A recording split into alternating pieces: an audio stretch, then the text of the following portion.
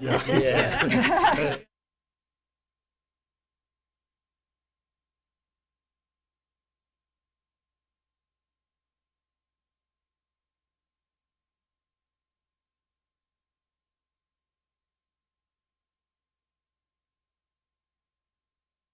7 o'clock on Wednesday, January 28th, and I'm calling the meeting of the Chelmsford Planning Board to order.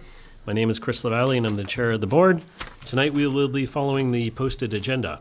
This meeting tonight is both in person and Zoom. If Zoom fails at any point in the meeting, we will continue in person. We have all of our members here present in the room. This meeting is being televised live and recorded via Chelmsford Telemedia and will be available on their website and YouTube for later viewing. So first up on the agenda is public input that shall be limited to statements from the public relating to any issues within our jurisdiction that are not currently the subject of a pending public hearing tonight or in continued. Public comment on any public hearings shall only be heard during those public hearings. So do any members of the public in the room or on Zoom wish to speak during public input? Nothing on Zoom. Okay. There being none, we will continue. The agenda next up is 50 Orleans Street, continued public hearing for the Chelmsford Water District, the Riverneck Water Treatment Facility, looking for site plan review and special permit for the aquifer protection lot coverage. Excuse me? Somebody's trying to get in on Zoom. I just got a text. I don't see anyone waiting. Do you know who it is? Frank Smart, I think he pre-coordinated with I you. did email him about 6:15. The link? Yeah. Did he check for the, ask him if he checked for the link in his email?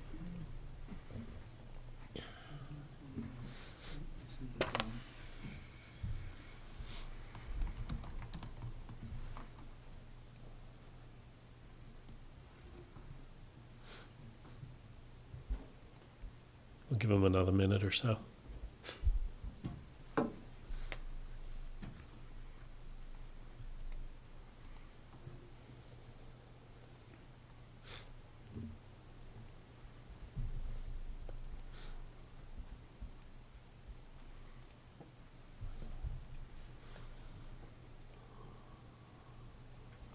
Says he's in. He is? Okay. Thank you. Yep. All right. If you could just review kind of at a high level where we're at, what changes since the last time we met? Absolutely. So again, this is for the Riverneck Treatment Plant PFAS project at 50 Orleans Street. Of course, last week I provided a presentation giving a high-level overview of the project. Where we left off last week, there were, I think, a whole bunch of different questions from both planning board, several departments in town, and members of the public. So what we've done for preparation for this meeting is we reviewed the entire meeting that was posted online, took down the questions that were posed by all the different entities involved, and we drafted responses to each one of those questions. Some of those questions led to us providing additional information, which is also included as attachments to this letter, so I hope all of you had a chance to review that. So for the sake of this meeting, I think it'd be prudent to just kind of run through those questions and our responses for those, if that's okay. Yeah. Perfect. And thank you very much for providing that. Yeah, no, absolutely. That response in detail. I think it was the easiest way to make sure everyone's questions are addressed. Okay, so if it's okay, I'm not going to read verbatim everything. I'll just provide kind of like a summary. Thank you. Okay. All right. So this first section is responses to questions from planning board and the public. So we had a question about de-icing of the new and existing access roads. As Brandon stated at the meeting, the district will handle snow and ice removal during the project, and the district limits their use of salt due to obviously the proximity to the existing well field. Question 2 was one of the ones that we provided more information on as an attachment. There was a question from DPW about compliance with all of these stormwater standards for Massachusetts. So what we had done is we had provided a revised stormwater report, and as the response to this indicates, we had actually increased the width of the stone infiltration trenches from 2 feet to 4 feet, thereby meeting that second stormwater standard of peak flow rate attenuation. So all of the stormwater standards are now fully met. We're in full compliance with both state and town stormwater regulations now. Okay, we had a question about providing information for anyone working on the project about wood turtle and box turtle. So as an attachment to this letter, we had provided the information that we're going to include in the approved turtle protection plan kind of as a supplement. That will also be provided as a contract document for anyone bidding on the project. So not only will they have information on the Blandings turtle, which is of course the state listed species, they will also have information on the wood turtle and the box turtle as well. All right, we had a question about slope stabilization for those steep slopes. So our design calls for riprap stabilization on slopes with 2 or 1 or steeper slope. And then all other locations with a slope of 3 or 1 or less will be loamed and seeded. We had a question about when the turtle protection plan identifies the start of construction. So construction for this project is expected to begin in August of 2026. And of course, the active season for Blandings turtles is between April 15th and November 1st. And the turtle protection plan specifies that the inspections for the turtles occur during construction in the turtles' active season. And as Board Member Luna pointed out last week, they hibernate outside of the construction area during the winter months. So there's not an issue of impacting turtles hibernating in the area of construction during the winter time. All right, we had a question about snow storage location in the plant operation and maintenance manual.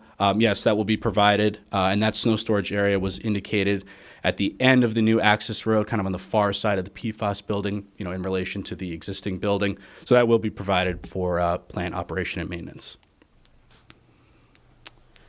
With questions about the height of the existing building and the new building. So based off of the record drawings, we have the height of the existing building is approximately 33 feet above finished grade. And so that peak, the peak of the existing treatment plant building roof is at about elevation 149. If you've ever been out to the site, there's also an existing aeration tower as part of the existing treatment plant process. That has a height of about 37 feet above finished grade, which translates to an elevation of approximately 153. We had another question about, of course, the height of the new PFAS building and will it be visible from 233 River Neck Road.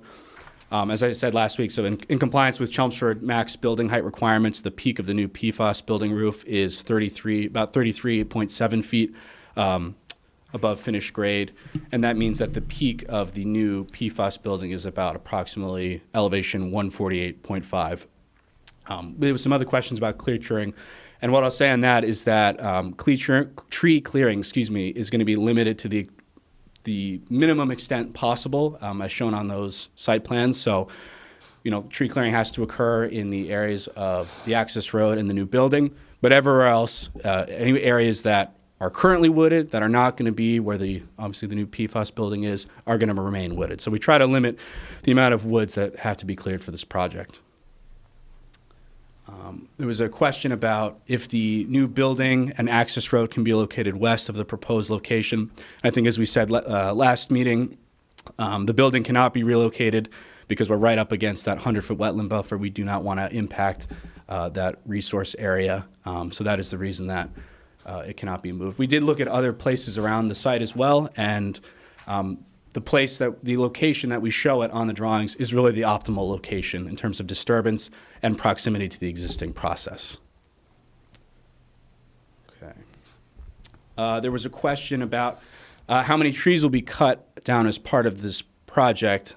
So although not required technically by Conservation Commission because we're outside of the jurisdictional areas, actually my colleague Steve and I took a trip down to the site a couple weeks ago before all the snow.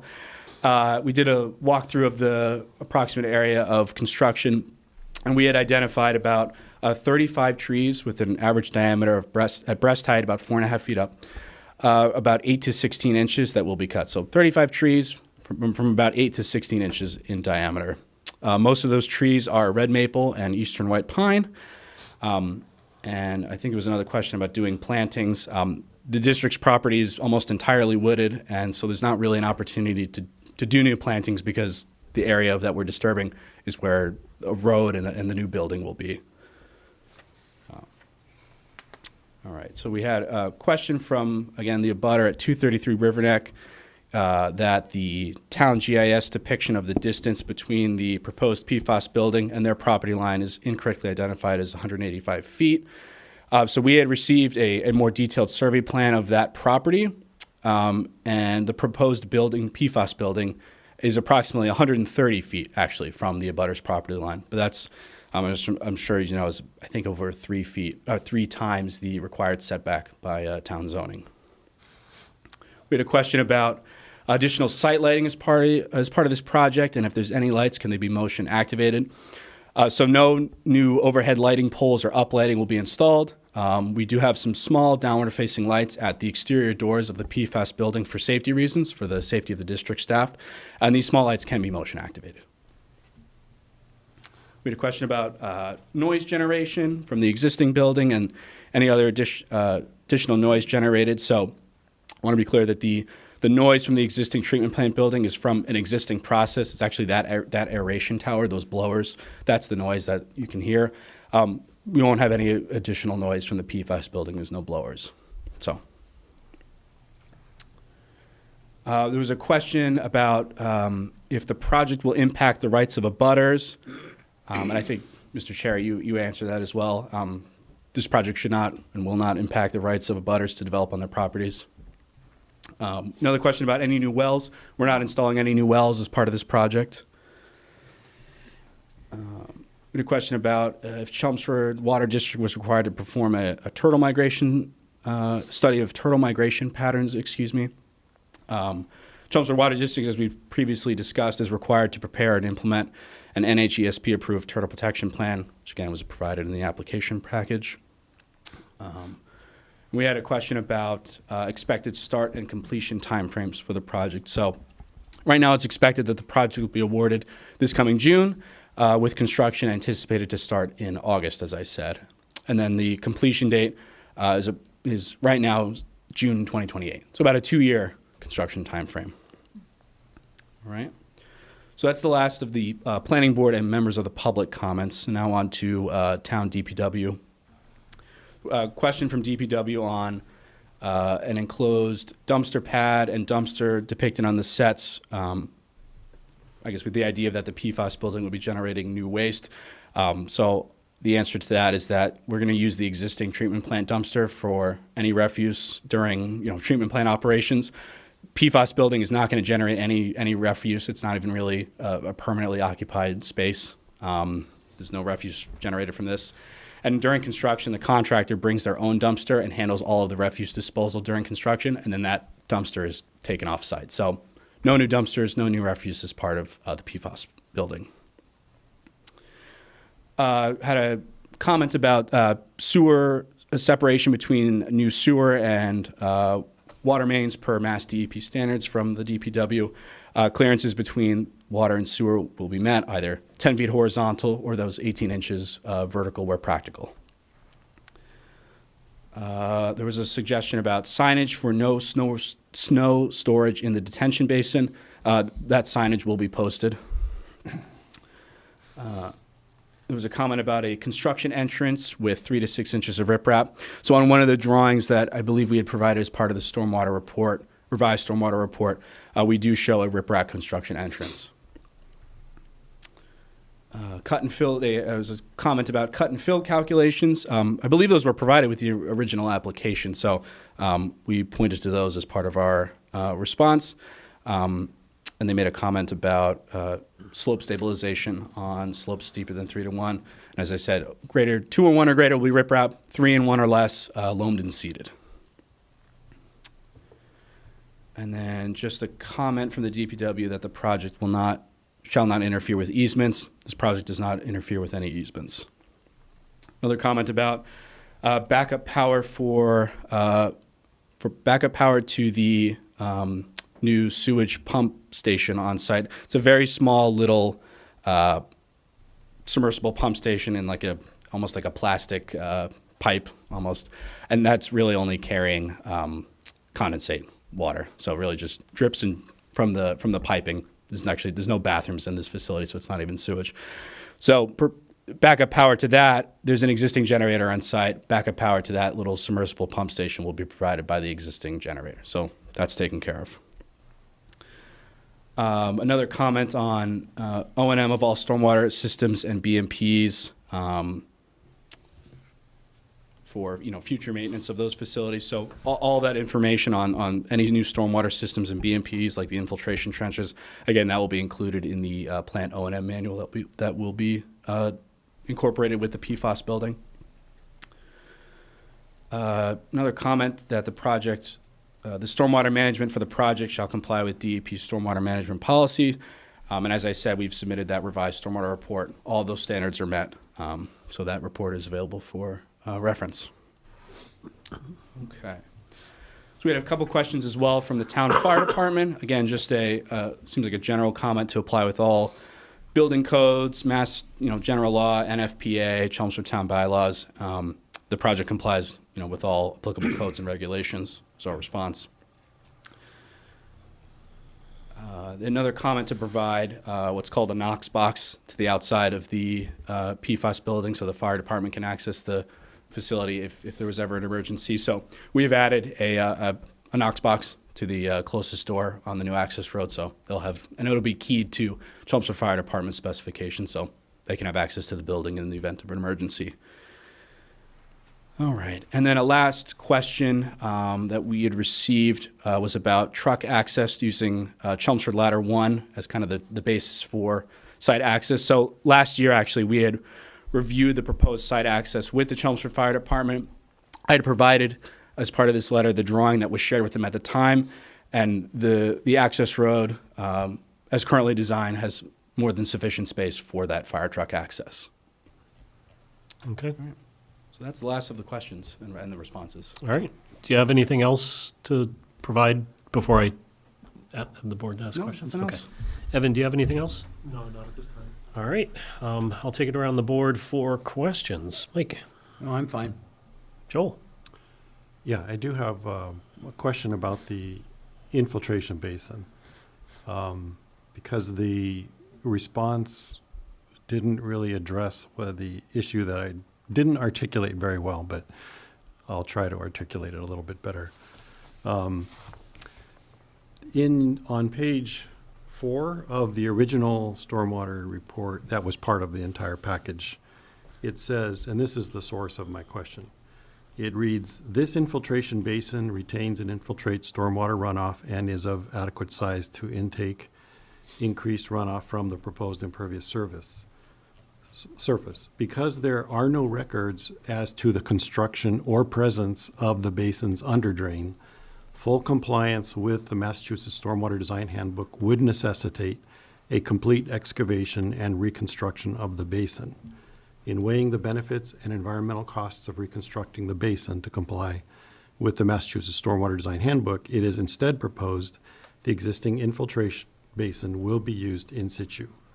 A 2-foot riser will be added to the basin's outlet pipe to decrease peak flow rates out of the basin during the 100-year storm." So the way that I read that is that you don't know whether, in fact, it actually has an underdrain, and that raises the question then of, well, what function is the underdrain supposed to be performing, and how is that being mitigated by the fact that you're not actually going to confirm whether it is there or not? I do understand the issue of what it would take in order to confirm there's an underdrain. You'd essentially have to dig the whole thing out, and then you'd have to replace it. So Yep. I would assume.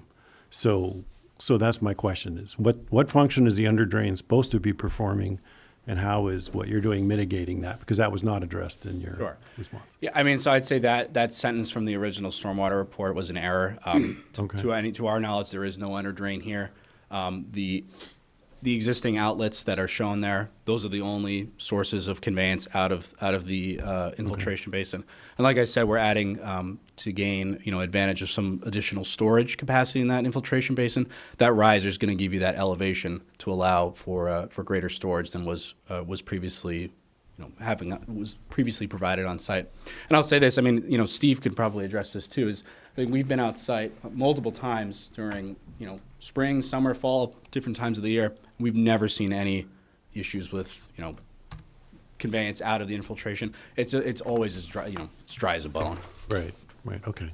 So basically, the thinking was, well, the underdrain was providing you some sort of outlet in order so that it doesn't fill up too high. Right. And so you're essentially compensating for what possibly might need to be mitigated with this 2-foot riser to account for. Right, exactly. And so that, and what the stormwater report shows is that, with this riser and, no underdrain is what our assumption is, Right. We're able to meet the stormwater regulations good. just with the All right. existing basin. Okay. Yep. And Absolutely.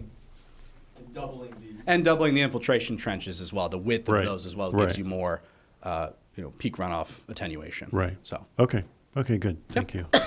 And then the only other thing I wanted to say was thank you for adding the box and the wood. That's very much appreciated, and just in general, appreciate the Chelmsford Water District's support of over time of efforts that have gone on to document that species. So that's very much appreciated. Absolutely. John? Thank you for your efforts on reviewing the site, walking the site before the heavy snowfall. One question, I understand the area around there is heavily wooded, before the construction takes place. In your site visit, is there any opportunity, is there areas where there's like small growth or scrub trees or anything that may be able to be in certain areas replaced with or planted with a few larger shade trees to try to, address the abutters' concerns about it being closer than, what first appeared? Yeah, I understand the concern.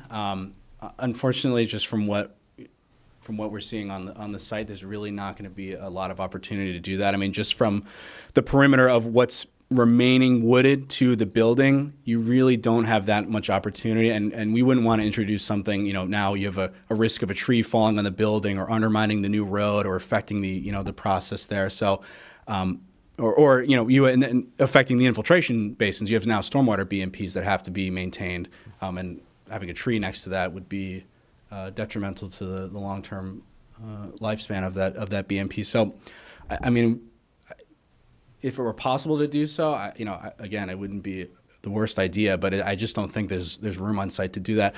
And again, I'll point out that the whole, to the right and to the, up from that building, again, that is all dense woods. That is remaining untouched as part of this project. So I just want to stress that we are really trying to limit the amount of trees that are cut. Thank you. Anita? From an elevation perspective, is this lower than, does this go down? Because I know that area does have. Yes, absolutely. So as you come down River Neck Road and you take a left on Orleans Street, yeah, you're down you'd have to look at the contour up here. Let's see. So just moving up to here, we're probably up to 150, 155 up by the road, and our finished floor here is about 114. So this drops significantly. It's kind of like a bowl, if you can think about it. That's why the wall side's there. So I'm just trying to think. Again, this kind of goes back to my request of having. Yeah, I was looking at the GIS and looking at the contours, and I think River Neck is about at 141-ish, and the peak of the building you said is at 148 and a half. Yeah, I'm just looking. Sorry, I just want to make sure that I state the correct thing. I think that's what I saw. New PFAS building, yeah, 148 and a half approximately. So it's only 8 feet above the road. Okay. And the Smart property is at about 139.5, so about 140. So it's 8 feet above what the road and the Smart property's at. So, but from the smart property, they will see it. This is where I kind of I want to try to get. I wish we would ask for this when the comparison from the street, so we can have a visual of how things actually, like height-wise, Well, look for like? this one, it would be difficult also because you've got the wooded trees at different times, and if they're pine trees, it's going to be denser up top than the bottom. So if he's looking down, it might be a little bit more visible because all you've got are trunks of pine trees if it's dense pine. I can give you some feedback in that I live there if you'd like. Yeah, we'll get there in a minute. So, any other questions? I'm good. Saritha? I just have a quick one. Can you go to this drawing, this picture, in their other packet? Most recent submission? The last one. The one that he submitted. I didn't see a new one. Because I thought we had asked for some additional pictures of the orientation because it was hard to see, so. Can you go up? It was in their original packet in the blue. Yeah, that one. It's like not that far down. Just looking at the GIS map, because I'm still just want to understand where. After the plans? It's like on page. Yeah, it's way down. Keep on going. It's on page 35. While they're looking for that, in the new plans, did you guys adjust any of the distances based on the new distance from the property lines? That Well, the actual design, hasn't changed. I think we wanted just to clarify that distance from Okay. the property line, because it admittedly is different on the GIS than what the sort of, the surveyor's plot shows. Yeah, because you guys didn't adjust your submitted slides, right, to show any of the new info? no. Not the slides, no. Okay. So can you step up again to the screen and just point out again that area where the trees are going to be removed? So, again, it's obviously not scaled exactly, but roughly around here you have, so this is Orleans Street, this is the existing treatment plant building. Here's the aeration tower with the concrete pad over here. Your PFAS building comes off of, it's about right here. We have the new access road coming down from the existing Orleans Street, right about here, and your PFAS building, I think, was about 80 feet off the corner of this building here. And why can't, where's the road that goes to the existing building? Like, where's the drive, yep, but how do you get from there? This is the existing building here. Yep, and They go where, all the way down. but where do you get that from? Or is it Orleans Street? Like, how do you get there? Where's the driveway, I guess, to that building? If you zoom in a little bit, you can see there's like a green. You go in a little bit closer to it. You can see that area.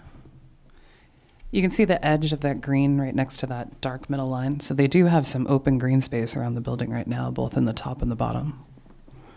I guess, why don't we, because you already have, okay, I can see the street. Why can't you go from there to the PFAS building as opposed to creating a new driveway to it and cutting down those trees, I guess, my question? I'm sorry, I guess I'm not following where you're suggesting. So you just said that there was going to be a new road to go There's to, the new access road comes off of Orleans Street and goes along kind of this side of the existing treatment plant building, and then the PFAS building is about that so, here.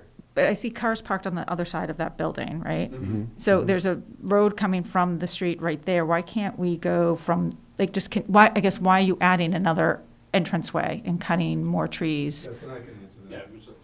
Yeah, Steve DeFrancesco, AECom. If we were to go around back, we'd need a very wide sweep. The fire department was concerned about getting in there. So in order for us to get a fire truck all the way around that building, would start getting into the would need to expand into the wetlands on that side. So by staying on this side, we stay away from the wetlands and we provide the fire department the access that they need. And why can't you go closer to the building in that already open area to the right? The infiltration basin is. That's the basin. Yeah, so it's hard, it's obviously hard to see with the tree cover, but if you kind of go back up to maybe one of the grading plans, I don't know if you can get that. But you've got basically, treatment plant building here, the existing infiltration basin here, and we're basically just putting the PFAS building as close as we can on the other side of that without impacting the basin. Yeah, this one's not bad. You see this shadowed area around here? That's about where that infiltration basin is. So we're keeping the new PFAS building on the other side of that infiltration basin. So that's why we can't put it right up against the building, because that No, but where are you running the road? Right along, Road, behind right, it. right along this. Oh, road it's here. shadowed. Okay. And the access road really isn't impacting the tree removal, it's the building? The building, I mean, probably a couple is part of the road, but the building is the majority of it. oh yeah, there was very few trees taken down because of the access road. No, this along here is mostly grass anyway. There's a couple trees here, but the access road is not a majority of the tree clearing. It is really the building. Into the other open areas that you have, there's no way to put some trees in there? There's a whole slew of yard piping in this facility, so we try to keep trees away from yard That's what I piping was because you gonna don't want say. roots intruding into pipes, causing leaks, especially with how cold it is this time of year. We would not recommend that. And putting trees there isn't going to provide any screening from any abutter to the new building. No, I was just thinking about wildlife, but thanks. Any other questions, Rita? Okay. I just had one quick question. The turtle protection plan, is that only for during construction, or is that in place for every year? It's Even in after pla- construction? Yeah, I mean, it's in place year round. There's reporting that has to be done. I think the majority of the actual relocation of any turtles encountered during construction is going to be, of course, during the turtles' active season. So, I mean, the amount of actually moving of turtles is probably going to ramp down in the winter months. Our biologist is required to make inspections weekly whenever there's construction. No, I was just wondering, after construction's done, when the facility is up and running, is the turtle protection plan still in effect, or is it just for construction? Just for construction. Okay. I was just curious. Yep, absolutely. I have one addition thing. Yep. I'd like to, I forgot to mention this when I was asking before. If you could add, or I'd like to request that you add to the instructions to the people who are basically, not the biologist, but the instructions that are for the construction workers, what have you, is if you could add in there not to, if you do pick up a turtle, not to turn it on its back. So that's often people's natural reaction is to pick it up, and then if they want to take a picture of the underside, they turn it Right. upside down, or sometimes because they scratch, and so Right. you're tempted to leave it on the ground upside down. That tends to asphyxiate the turtle. So Okay. All right. So if you could just add that not to turn the turtle on its back. Yeah, would be good. absolutely. Anyone that's going to come on site to actually do the work will be trained by our biologist, and he's well versed in how to handle Okay. those. So that will be absolutely taken care of. Okay. Yeah. Learn something new every day. I did not know that. Well, how would you like it? Right. So at this point, I think we'll take public comments. Can I speak? Yes. All right, Frank Smart, 223 Riverneck Road. Could one of the gentlemen show me where the slope of the land will be modified? I understand the slope is probably going to start from Orleans Street and proceed down the length of the new road. Could I see on the map how far the slope will be modified? I think it would be best to look at the existing conditions plan, I believe that's in there, and then the grading plan for the new work. I think that's it right there. Right there.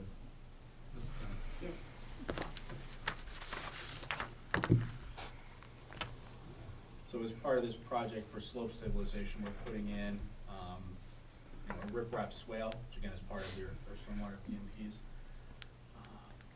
It would be great to see, so. The extent of this new work is probably about 20 feet up. I mean, if we could, So that'll be a 2-to-1 area this of is slope? This is a 1.5 to 1. 1.5 to 1, very steep. Yep, and that's why we have the riprap stabilization. Okay. Further down where the PFAS building will be located, going up the slope, what is that? Is that a 3-to-1? Is that a 2-to-1? I believe it's a 3-on-1, which is loamed and seeded. I'm sorry, I can't hear you. You gotta go back there. The existing, ask him if the existing or the new, Are you referring to the existing or the new work? Well, both. So the new work, I mean, for the new work, those slopes are much, much less than what you see up by the new access road. So those ones, because they're so shallow, are going to be loamed and seeded. Okay, where the new PFAS building is, going up the slope from where it is it 3-to-1, 2-to-1, higher than 3-to-1? 3-to-1 or less. 3-to-1? Okay, I just want to be sure that at a grade of 3-to-1 in that area, that which you're going to loam and seed, Yeah, Will- 3-to-1 or less steep is loamed and seeded, and there's provisions Okay. in the contract documents for slope stabilization while that grass is established. So there'll never be a time in the growing season where you just have bare soil.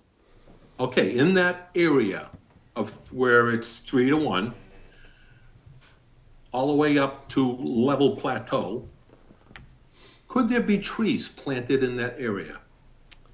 I would say no, because we have stormwater BMPs all along that area with stone infiltration trenches, as I mentioned, and you do not want roots of mature trees impacting those stormwater BMPs. They reduce the efficiency of them, and they won't work as intended. Really? Even if it's fairly close to the top of the plateau of the land? So that's. He's talking about it. Is he talking about it right here? You're talking about up here. Oh, well, there's already trees there. That whole area is wooded already.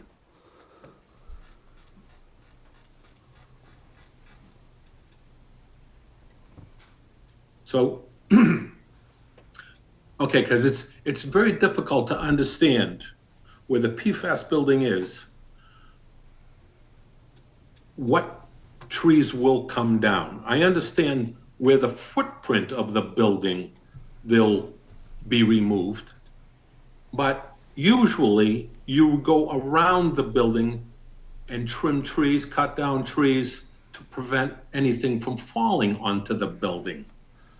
Some of the trees in that area are fairly tall, and I'm just curious which ones of those you might be cutting.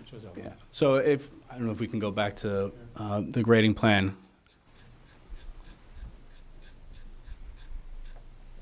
Let's see.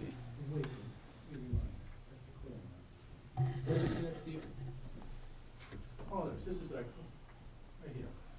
Oh, there you go. That's Oh, right. Yeah. So even if you zoom, so if you can zoom out even out, and I can show you. So you can see the canopies, the canopy outline.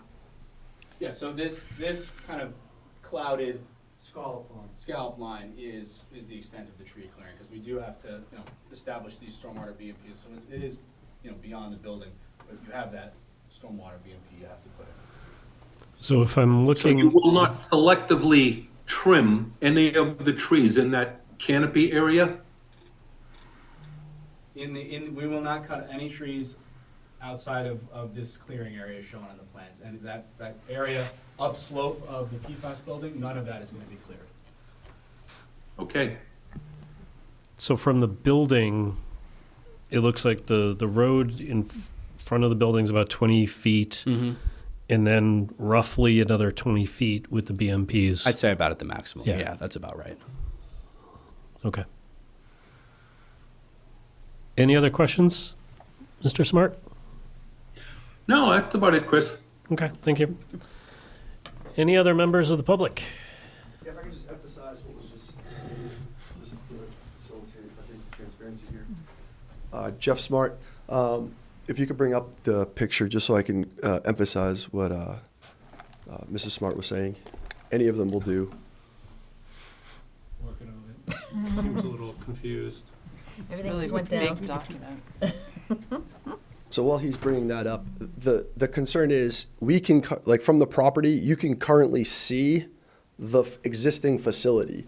The new one being built is closer to the house, and the access road coming in is taking down the camouflage, if you will, from seeing the existing facility. So the property, after the new facility is built, you will see more of the existing facility and the new facility.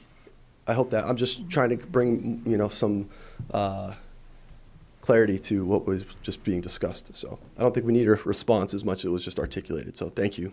Thank you. Okay. Any other questions, comments from the public? Any other questions, comments from the board? Are there any, before we vote on this, are there any special conditions that people would like to see on this project? Chris, one other quick question. Yes. What is the time frame day-wise? 7 to 4, 7 to 5, 8 to 5? Is there any time limits on construction? Construction is typically, we put in there 7 to 3. That's the typical union working hours. That's fine. And one other piece of information is I noticed that there were some additional letters back from fire department and DPW that had some questions before, and they okayed everything. Just Yeah, wanna yeah, make we that did clear. get clean letters of approval from DPW and fire. Thank you for reminding me about that. I think if someone else wants to speak. Yes. How are you? Judy DeAngelis, 217 River Neck. So my property abuts the waterworks on the other side. So Smarts are on one side, we're on the other. So you've seen our pool and some of that in the things. My question is there an opportunity to mark out the 35 trees that you're saying you're going to cut down so we can visually see what you're going to be cutting down? Is there any way to mark them? My guess at this point, We could, you might not be able to see them. I mean, I can see, I've lived there 47 years, actually I've lived there all my life, but across the street. But as we come down, you're coming around the corner, you're coming down the hill, Right. it's down there on the left, correct? Yes, So all in the bottom, yes, down slope. okay, not up, Correct. okay, thank you. If there's a way, at some point, we can do it all orange, whatever. Yeah. All right, thank you. Absolutely. all right. Any special conditions that people would like to see in this before we close everything out? One of them that I think the motion activated lights on the buildings would be a good one. I would like to also see if we can, I'm surprised you didn't ask for this one, Joel, the annual turtle reports. Copies to the planning board, and I'm He asked for that last assuming week. Concom. Last time, 2 weeks ago. Yeah, we want to see those turtle reports. The other thing I would like to see in the O&M is the maintenance of the snow storage signs, just to make sure that those stay up and stay maintained. And then the DPW had erosion and sediment control plan and stormwater pollution prevention plan submitted prior to pre-construction meeting. So I think those are the only ones that I can think of, if people don't have others. Those good for the applicant? Easy. Okay. All right. So at this point, I think I would entertain, Motion to close the public hearing? yes. Second. Motion by Mike, second by Anita. All in favor? Aye. All right. Now we'll vote first on the special permit, 19574 lot coverage. I will take a motion. All right, I'll move that we grant the special permit per 19574 on 50 Orleans Street. Second. Motion by Mike, second by Anita, with those special conditions. Yes, with the special conditions as. All in favor? Aye. Unanimous. And site plan. Okay, then I will move that we approve the site plan per 195-104 for 50 Orleans Street. I'll second. Motion by Mike, second by Anita. All in favor? Aye. All right, thank you. Bada bing.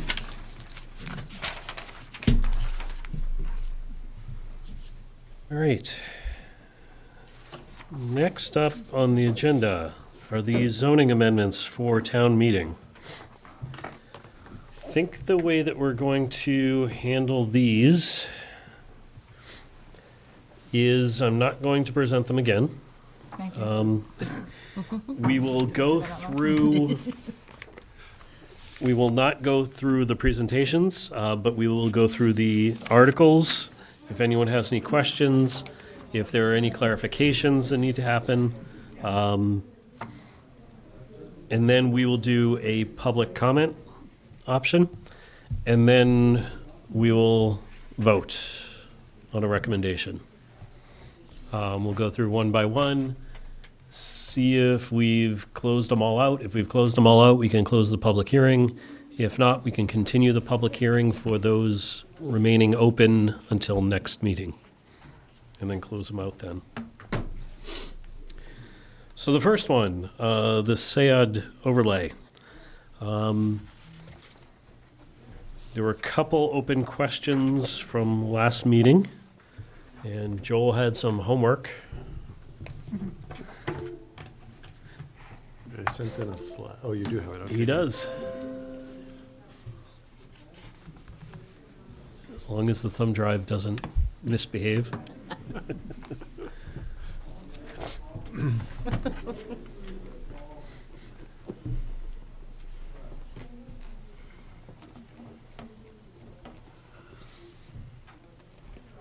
Is that what you're looking for? Yes, Yeah. that's it.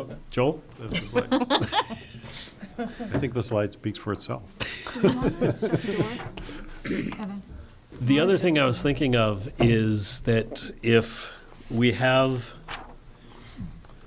so in addition to the top issue, even if that one floor is the height of one floor, we could have that scenario too. So the one floor with the height of two that's floors, or the one floor with the height of one floor.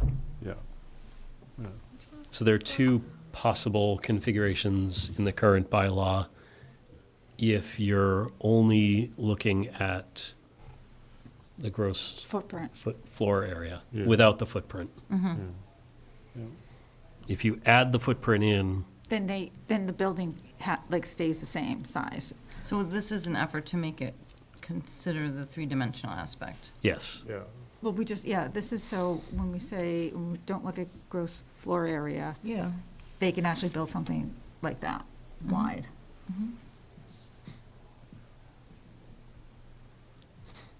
And I don't think that's the intent. I think the intent is, So does that make it clear? Much. Yes. Are you going to use this in your slides? I will absolutely add this to the slides. Thank you. Talk to her. Joel, can you send me I'm assuming you did that in PowerPoint? I did. Okay. Did you send the PDF or the PowerPoint? I sent the PowerPoint. Okay, great, thanks. All right, the other piece of it, the applicability, that's what we just covered. Use regulations, performance standards, we had questions on, and Joel, you were going to, Yeah, so Evan raised the question, because performance standards also includes water quality, air quality as well, and those things are difficult, and so would we, what should we do about that? And so when I went back and looked at the section in 19538, it basically says, A is no activity shall be permitted in any district unless it shall be in conformity with the standards for environmental protection included herein. And then part B is, the inspector of buildings may require an applicant for a building or occupancy permit to supply at the applicant's expense such technical evidence as is necessary in support of the application and may in connection therewith and at the applicant's expense obtain expert advice as necessary, blah, blah, blah. Basically, we currently have it encoded that the building inspector can ask for this. And so pertaining to all of the standards. So it didn't make sense to me that we would only restrict ourselves or even not give ourselves that same latitude, particularly because we're reviewing the plans themselves as opposed to by the time it gets to the building inspector, everything's already been sort of set in stone. So I'm thinking that we should keep it.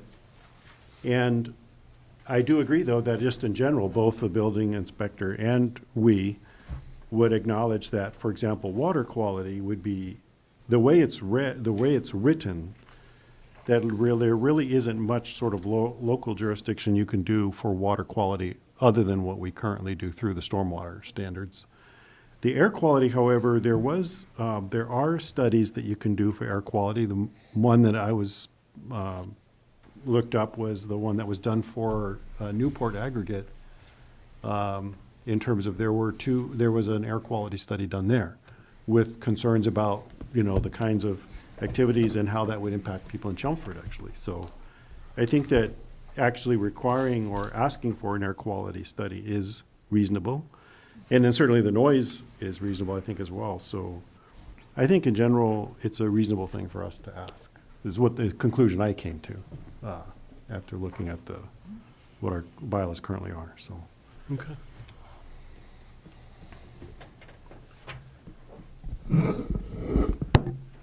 I would caution the board on this one. The air quality, as I understand it, is regulated at the local level through Board of Health, and even when it comes to asphalt plants, which I think is the example you gave. Yeah. My understanding is Chelmsford had to rely on the state approval of air quality. So there's certain uses that the local Board of Health doesn't even have control over. My general comments are, you're only applying it to COID,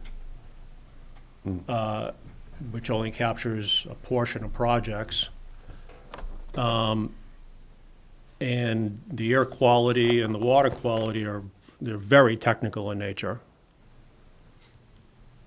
And so, it's not even clear to what extent the special permit 195-103 currently provides, that extent of authority. And then once you get into,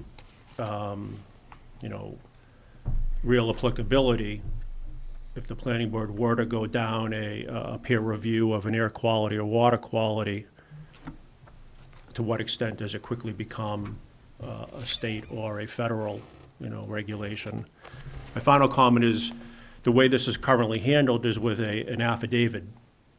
Every project that comes before you, you usually see that affidavit that's signed and attested by the project engineer.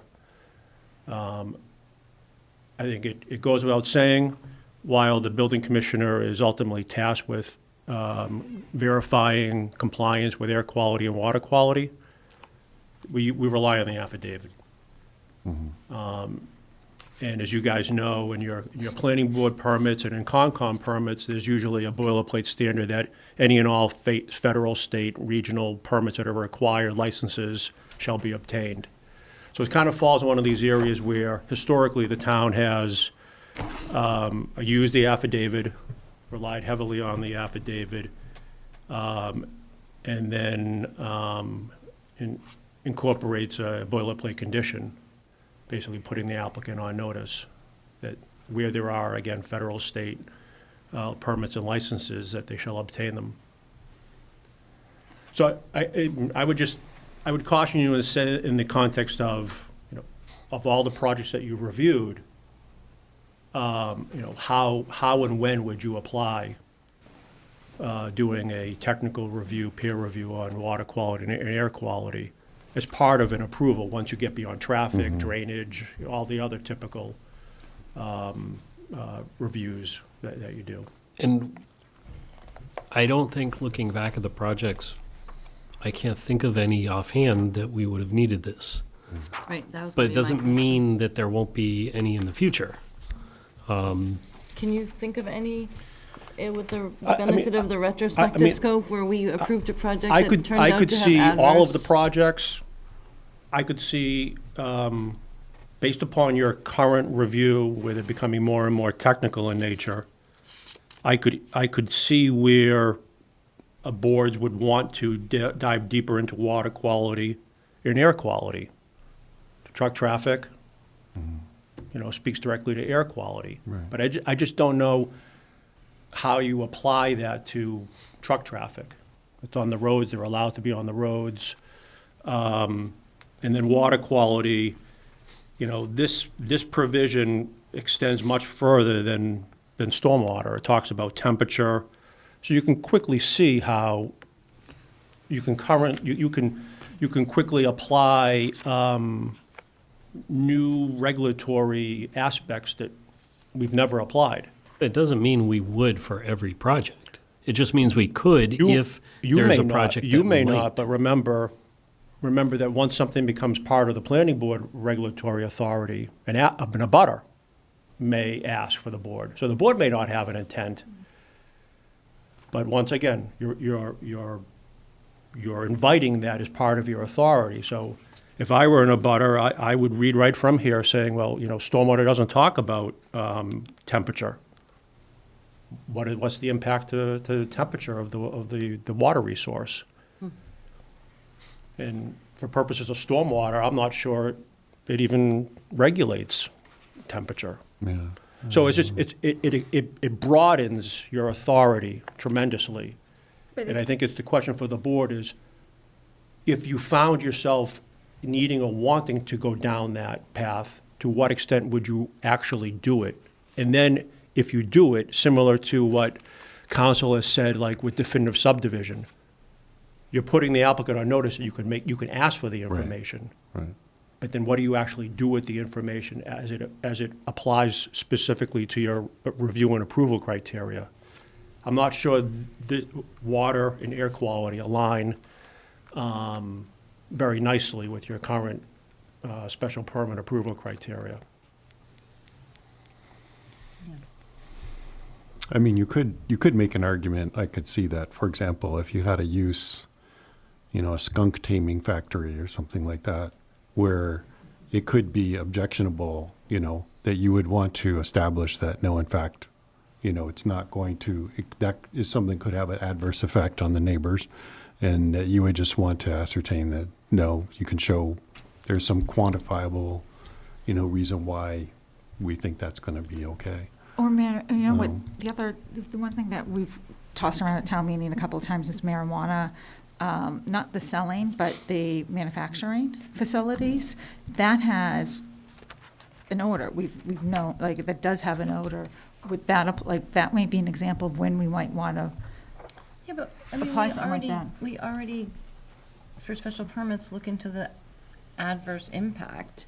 I mean, I don't think it has to be measured as a certain number of microns per milliliter of air or something. But I think Yeah, it does. but I think that gives us, if it can So be measured. quantifiable, it gives you a quantifiable Yeah. basis. I mean, we ran into that with 191, 195, right? Which is, if we were going to take a position, basically they were saying, well, where's your basis for that? Where is your basis for that opinion?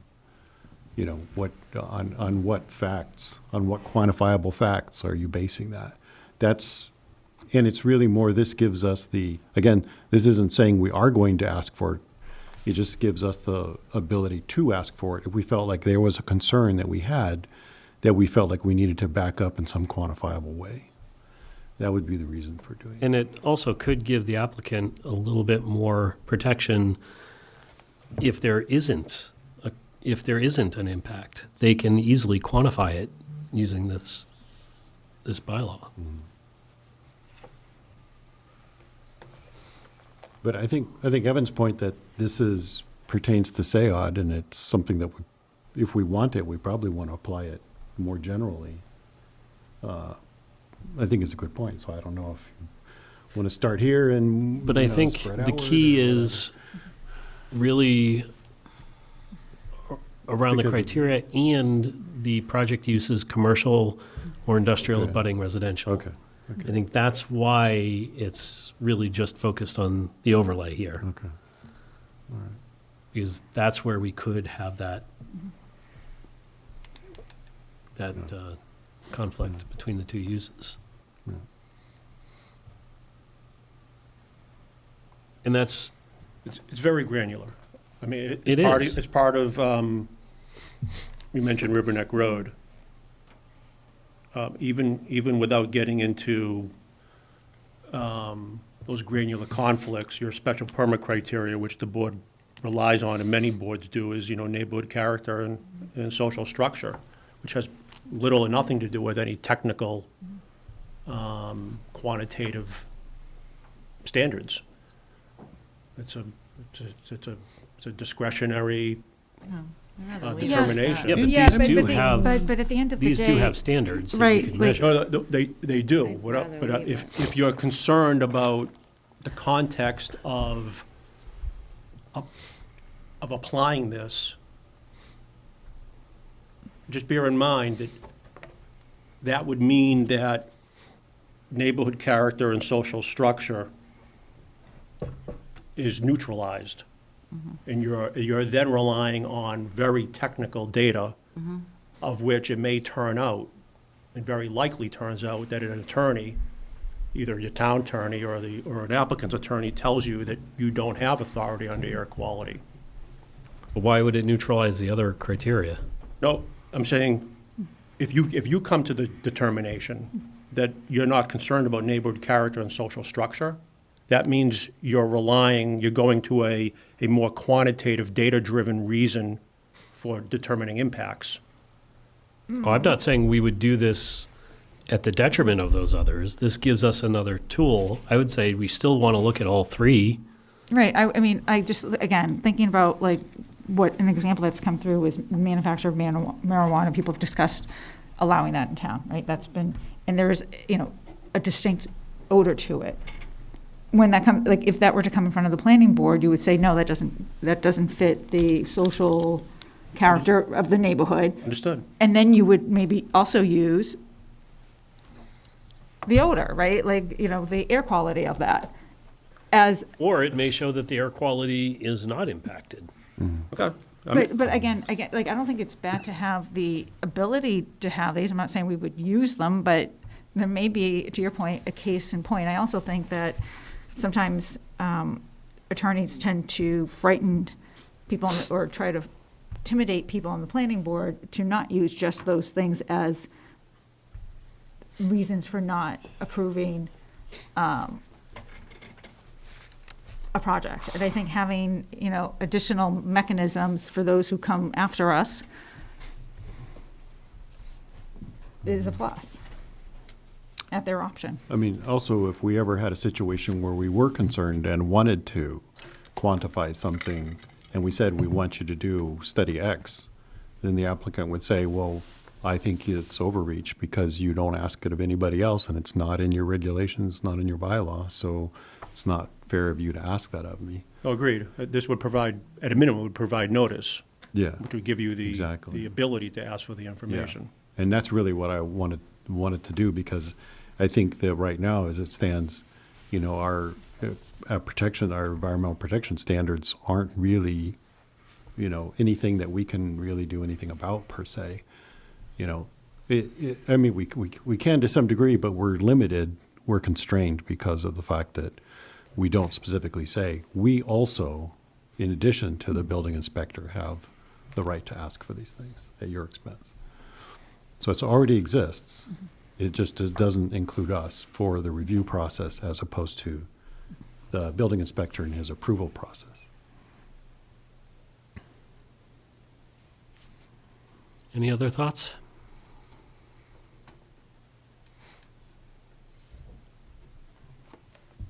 Okay.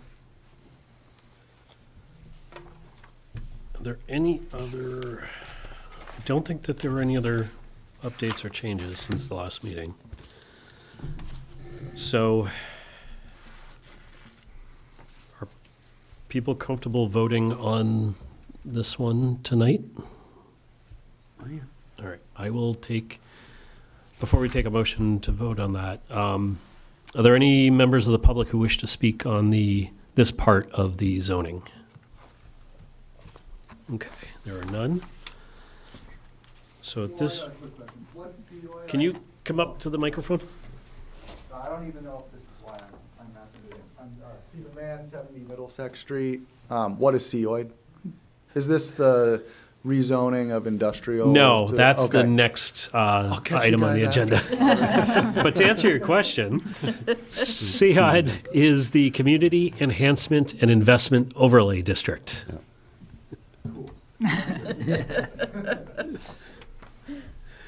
All right. So at that point, we don't have any public comments. If people are comfortable voting, I will, actually, I don't, yeah, we do need a motion to, Need to close the hearing? no, because it's a Just go full direct. Okay. hearing. So I'll take a motion to recommend this zoning article to town meeting. We'll move that we recommend, maybe you make sure I know which one it is. Is this the 195, 111? These are all of the changes to the SEOD. Okay. All, Overlay. okay, then I move that we approve all of the changes to the SEOD, Or to the. recommend to town meeting. Recommend to town meeting, yeah. I'll second. Motion by Mike, second by Anita. All in favor? Aye. Aye. Unanimous. Okay. Next one. This is the zoning bylaw to adjust the use table for the parking garage structure. And there are no changes since the last meeting. Is there anyone from the public who wishes to speak on this one? By the way, Evan, is there anyone on Zoom? No? Okay. All right. So if people are comfortable voting on this one, I will take a motion. And I will then move that we recommend the zoning articles concerning the parking to town meeting. I'll second. Motion by Mike, second by Anita. All in favor? Aye. Unanimous. Next one is adjusting the dimensional requirements to change the minimum depth from 0 to NA in all of those tables. And I don't think we had any changes. Anyone from the public wish to speak? Seeing none, I will take a motion. I will move that we recommend the articles concerning replacing the 0 frontage with NA. I'll second. Motion by Mike, second by Anita. All in favor? Aye. Unanimous. Next one, amend the town code to revise the definition of boarding house. And there were no changes since the last meeting, so I'll take a motion. I will move that we recommend to the town meeting the articles concerning changing the definition of boarding house. I'll second. Motion by Mike, second by Anita. All in favor? Aye. Unanimous. If only a town meeting could be this easy. Yeah, I was just thinking the exact same thing. Yeah. It's not gonna go that smooth. All right, the bed and breakfast. Yes. Definition and addition to the use table. No changes, so I'll take a I motion. would move that we recommend to town meeting the changes to the definition of bed and breakfast, or the addition of the definition of bed and breakfast and its entrance into the use tables. I Motion second. by Mike, second by Anita. All in favor? Aye. Unanimous. Woo. All right, now we get to the lighting bylaw. And for this one, I will ask Kelly to come up to the podium.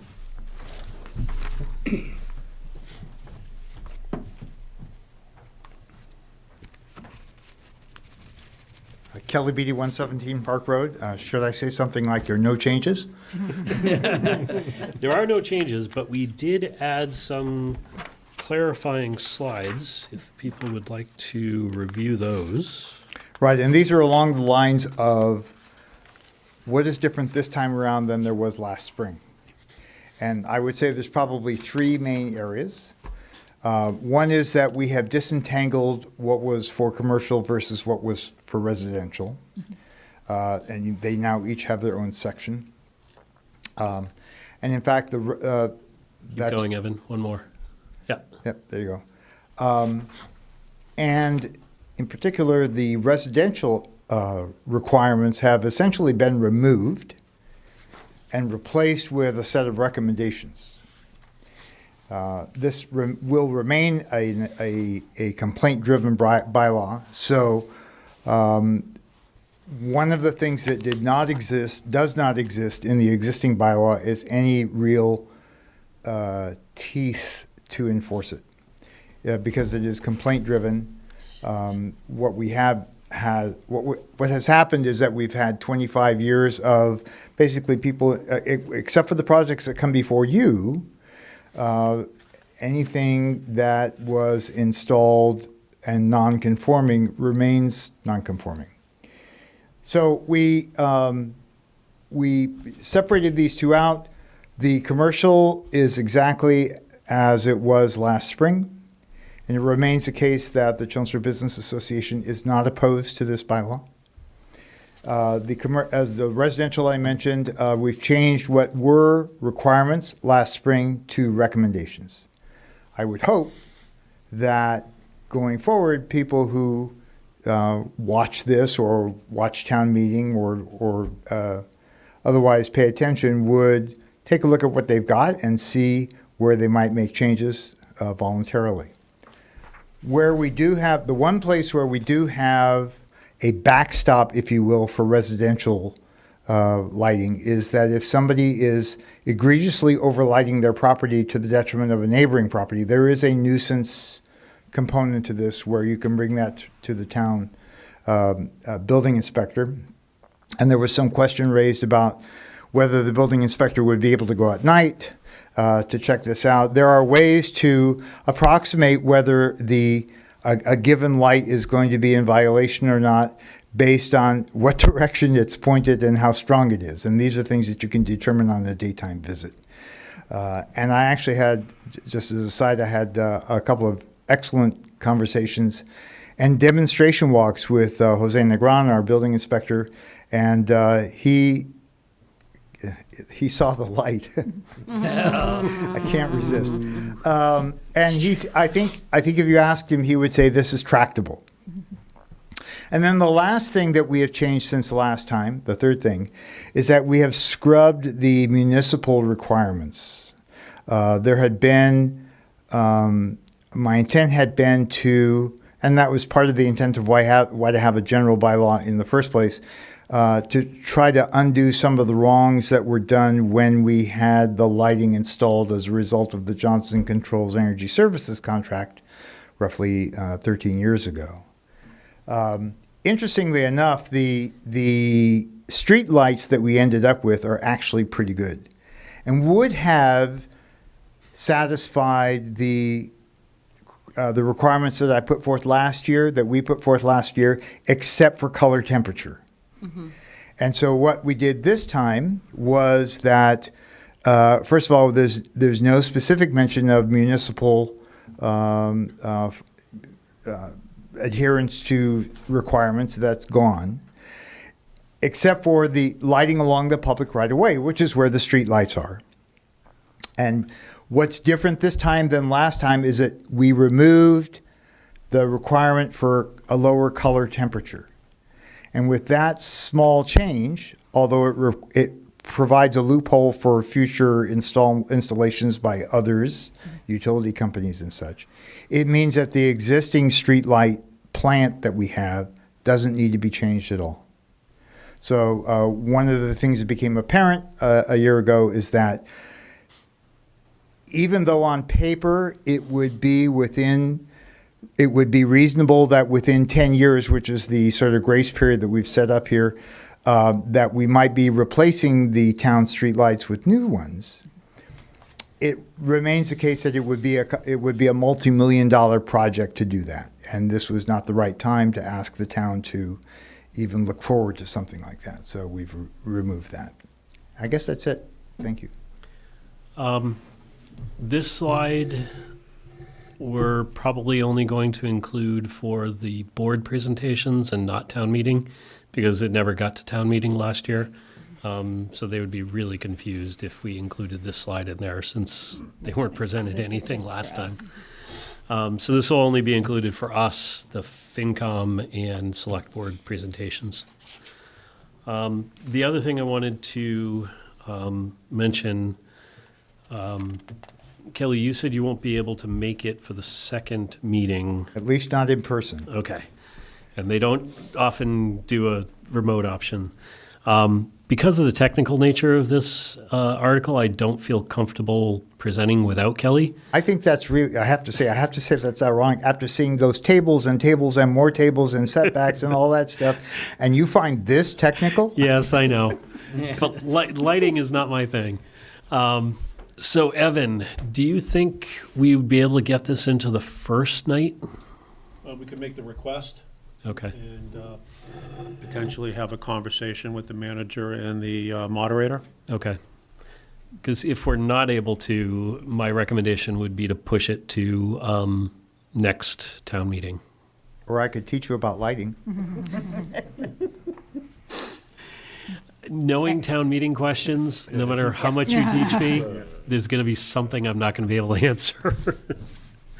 So I would feel comfortable with you there presenting this. Sure, that's fine. So we can, if people are okay, we can vote to recommend it. I can work with Evan, Kelly, and the town manager to see if we can get in the first night. If not, we move it to the next town meeting. I do have a question. Yeah. The question I asked last time was, what is the difference between this bylaw and the original bylaw? We do have that slide too. You do? Okay. Yes. Can you show that slide? Yeah, the existing bylaw, there are a couple of things about it. The existing bylaw has some sections in there about illuminated signs, which have now been replaced by wording in the sign bylaw. So even if this were never to have come forward, you have a discrepancy between the existing lighting bylaw and your sign bylaw right now. So it's kind of a mix between this one and the Yeah, second one. let me address this one. So as I mentioned, the existing bylaw holds that any new lighting fixture, whoever puts it up, if it exceeds 2,000 lumens and it's not fully shielded, is non-conforming. Private, residential, commercial, municipal, no, not municipal because it's a zoning bylaw. We've removed that. I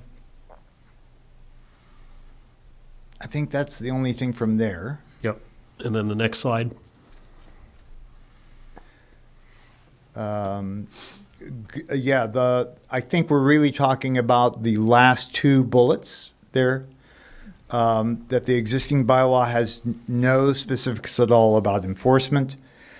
What we brought forward last spring was a fairly involved enforcement mechanism, which seemed like overkill. And so there's still an enforcement mechanism.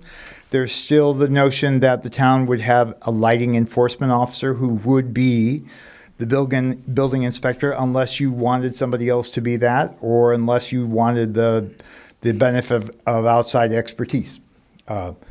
And then finally, this notion of handling residential different from commercial and actually having different sets of standards for each one. The original bylaw doesn't make that distinction.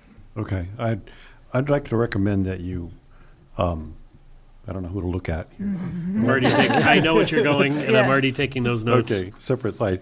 I'd like to recommend that you include, for example, that one difference is technology has changed. Lighting technology has changed since then. So this current bylaw incorporates color temperature, for example, which the original bylaw does not. I would say instead of saying it lacks an enforcement process, it doesn't specify an enforcement process. I mean, all bylaws have an enforcement process. It's just that this particular bylaw specifies one specifically for it, and I think that's a difference. It makes it better. And then also, I think... If I may, although the existing bylaw has someone who's responsible for enforcement, there was no process. In this one, there is a process. Okay. I think that's good. And then also, you mentioned something about, I don't know if you want to have something that says that basically there are things that have happened since the bylaw that the bylaw didn't address. You mentioned Johnson controls and so forth and so on. Is that something that the existing bylaw would have prevented if it had been enacted, or is it just something that happened because the bylaw didn't address it? Yeah. So when Johnson controls came and they suggested changing out all the lighting in town, interior and exterior. Outdoor lighting was like page 169 of a 170-page document, and truly an afterthought. And it didn't come before the planning board, as best I know. I was involved a little bit. It was in front of the Energy and Sustainability Committee, or whatever it was called at that time. There was some demonstrations, fixtures put up by the town engineer to judge, for example. I got into the process late, and we were going to have 5,700 Kelvin lighting, and there was a 4,000 Kelvin option available. And I said, can you please put in one of each, and we can judge which one we liked better. And we ended up going with the lower color temperature. Okay. But I don't think at that time, even with the existing bylaw, because all of that lighting was municipal, and what we had as I understand it, we had a zoning bylaw, and that didn't really apply to municipal lighting. There was nothing really that we could have done. And what we done, I'm grateful that we got done what we did. Okay, so I mean, I think you just said what I think I said, which was that the existing bylaw would not have prevented or encouraged Johnson Controls to do because it's a zoning bylaw. Right. Okay. Right, as opposed to a general bylaw. Okay. I will say the one piece that is, in my mind, still really need of remediation is not the street lights, but the municipal area lights, the lighting around this building or at schools and so forth. And that's off the table too in this version, but I hope to work with the DPW, Christine Clancy, to over time find ways to make that better. Right, okay. So, I mean, just overall, I think just to counter the question, I'm sure people are going to think is like, well, why do I need it, right? If it ain't broke, don't fix it. Why do I need a new bylaw? And so I think we want to have specific reasons why you really do need a new bylaw. Okay. Thank you for those suggestions. All right. So is there anyone who would like to speak from the public on this one? There being none, I will take a motion To recommend to town meeting the lighting bylaw as proposed. Adoption of. And also, do we also need to recommend that we remove our existing zoning bylaw? That's a good point. Yes, that is, the article is to amend the town code and delete in conjunction with. And to delete the current lighting bylaw. So it's to add the general bylaw and delete our zoning bylaw. Good. So moved. I'll second. Motion by Mike, second by Anita. All in favor? Aye. I'm going to abstain. And Anita abstains. 6-0-1. Okay. All right. Thank you. Next item on the agenda. That's changing the map.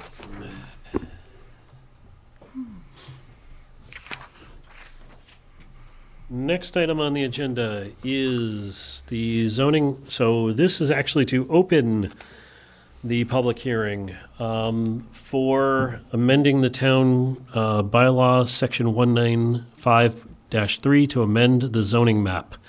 And this is to rezone the existing parcels in the Middlesex Street Mills area as indicated in the article. And so this I will go through since this is the opening of the public hearing. All right, Evan, if you could go to the first slide. So back in 2022, we worked with NEMCOG to identify a number of zoning conflicts identified in town. And they provided us some options to mitigate those zoning conflicts. There are a number of options available to us, including overlays, changing the map, changing the use table, combination of both, and creating new zones. There are benefits and negatives to all of those options. but we didn't want to negatively impact zones in other parts of town, so we really wanted to stay away from changing current zones and changing the use table for those current zones. So what we did is we looked at conflict areas using Kate's Corner as a model, and we did decide to create a new zone that we passed at the last town meeting, and that is the CB Light Zone. You can go to the next slide.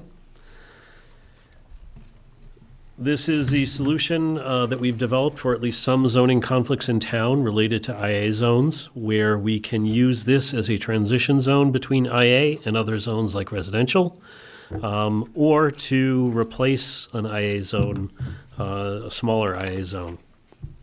We did apply it to Kate's Corner in the fall of 2025 town meeting. And while we did develop this new zone, in addition to using Kate's Corner as the model, we also used it in this area in Middlesex Street near the landing at Chelmsford Mills as a stress test for that area and for the new zone.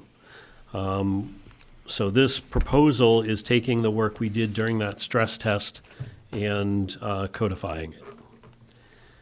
So the summary of the new zone is that we create this new zoning district called the CBLT, Commercial Business Light. We defined a new use called ultralight manufacturing. We clarified the light manufacturing use. We updated the use tables for that CBLT zone. And we do have a handout attached to the agenda as well that provides some information about the acronyms for the zoning as well as the use table comparison. So pulling in some of those uses, it allows for more commercial uses and fewer industrial uses that might be negatively impacting neighborhoods. We also changed all of the related parts of zoning for a new district, dimensional requirements, the overlay, property lines, landscaping, and street frontage, and made them more analogous to the commercial business district. This is the example of the ultralight manufacturing definition. I've highlighted in the bold the parts of the definition that make it distinct from the light manufacturing that we updated. So this is really about high-value production processes like precision manufacturing, intricate assembly, controlled treatment, packaging, and distribution. It provides examples like artisanal food production, clothing apparel production, prototyping, 3D printing, precision instrument manufacturing, medical device manufacturing, and small-scale wood, metal fabrication, and a bunch of other examples. Compare that to the updated light manufacturing. A little bit more size and distribution, and you can see the examples are a little bit less on the ultralight side and more on the light side. The next slide is the areas of the parcels that we are proposing to rezone. The CD is the general commercial district. This is primarily retail, commercial offices, restaurants, commercial uses, things like that. RM is the residential multifamily. IA is the industrial area. RC is the medium-density residence. The CD is general commercial. I actually covered that already. RC is the medium-density general residences, and CB is the roadside commercial.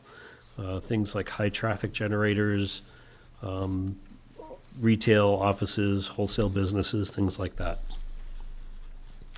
So what we wanted to do is take a look at those IA parcels and really look at changing those over to this CB Light. We also looked at the residential areas that are zoned in other ways and look to change them back to the types of residential that are actually used in the properties. So this is the proposed map that you can see here. And then the next slide is a listing of all of the parcels that are proposed to be rezoned, what they currently are and what they're proposed to be rezoned to. So that is the presentation. Any questions, comments from the board?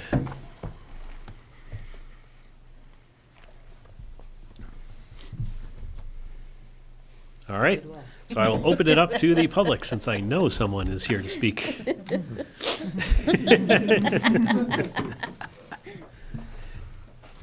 evening, I'm Steve from 70 Middlesex.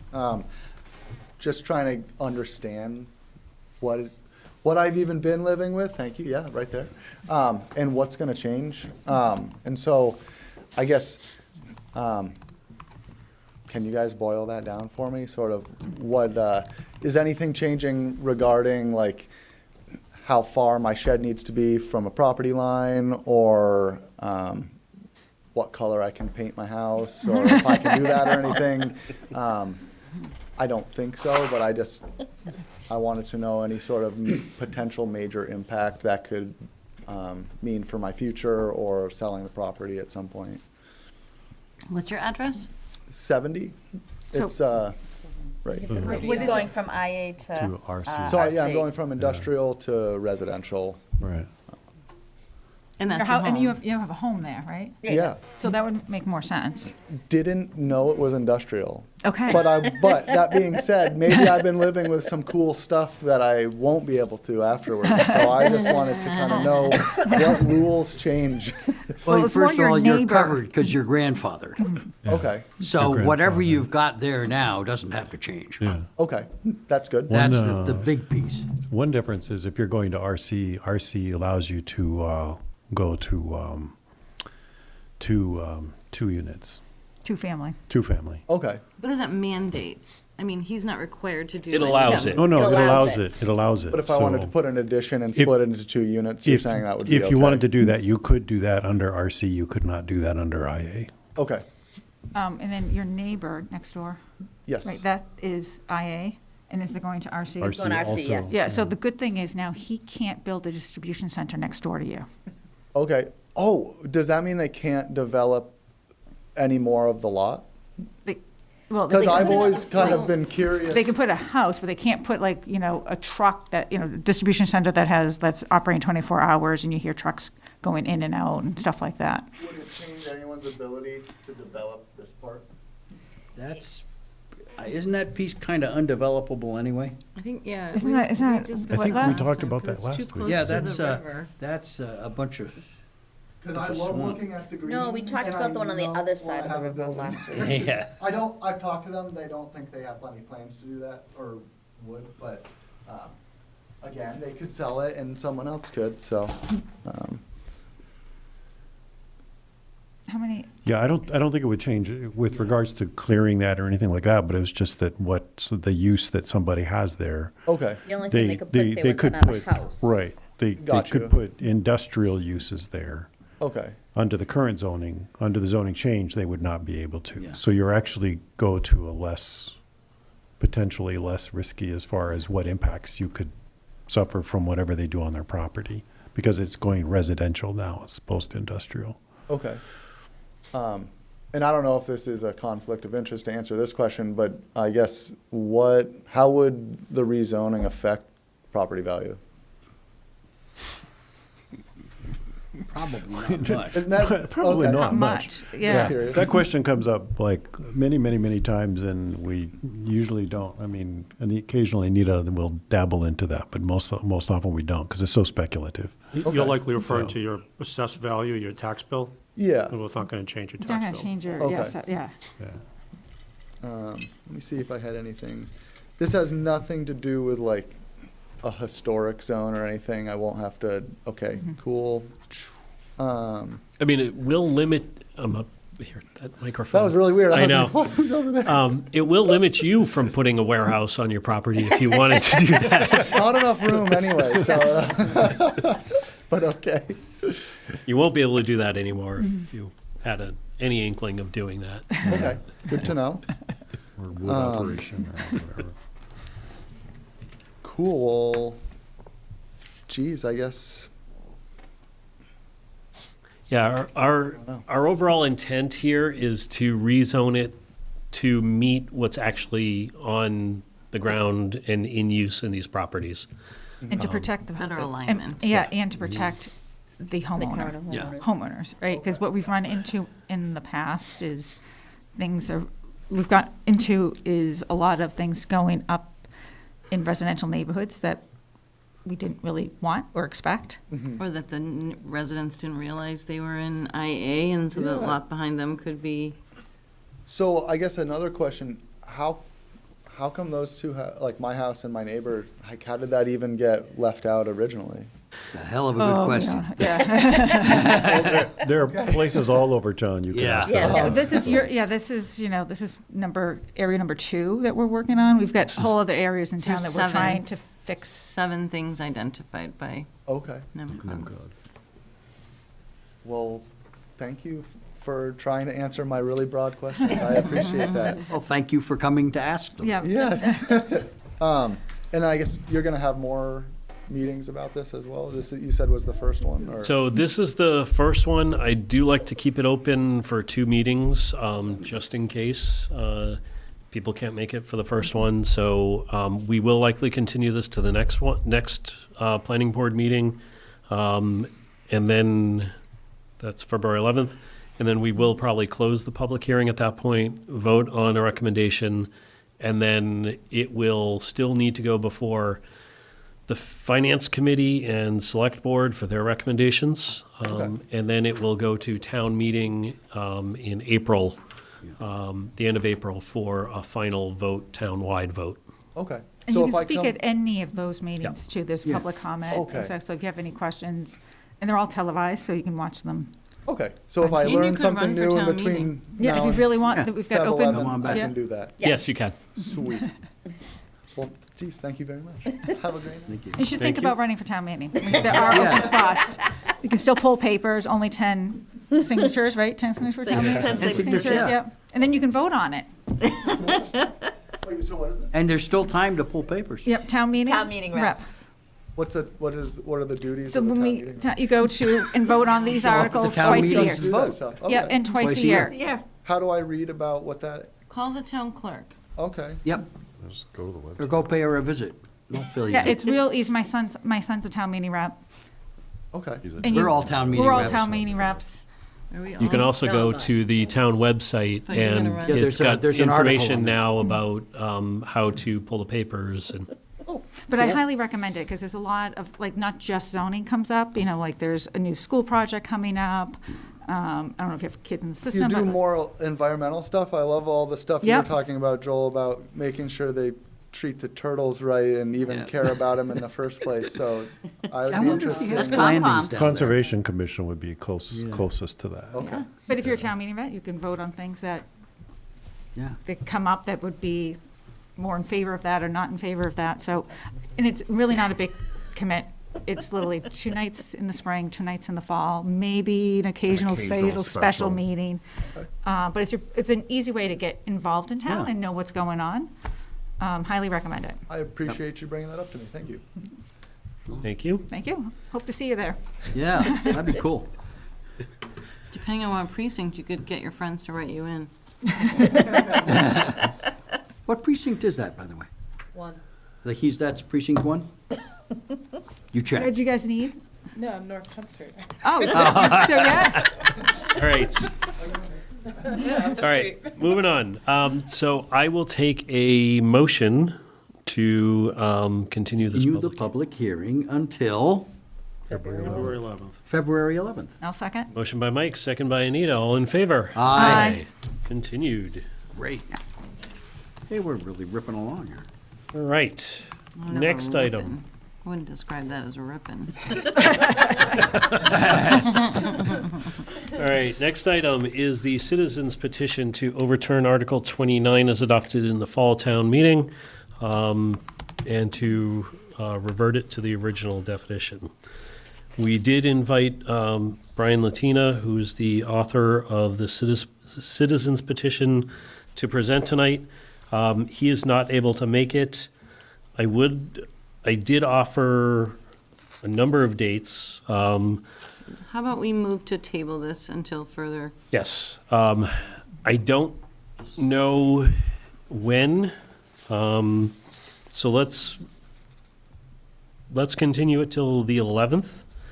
I will reach out to him again and see if he can come on the 11th, or if he's got another date available.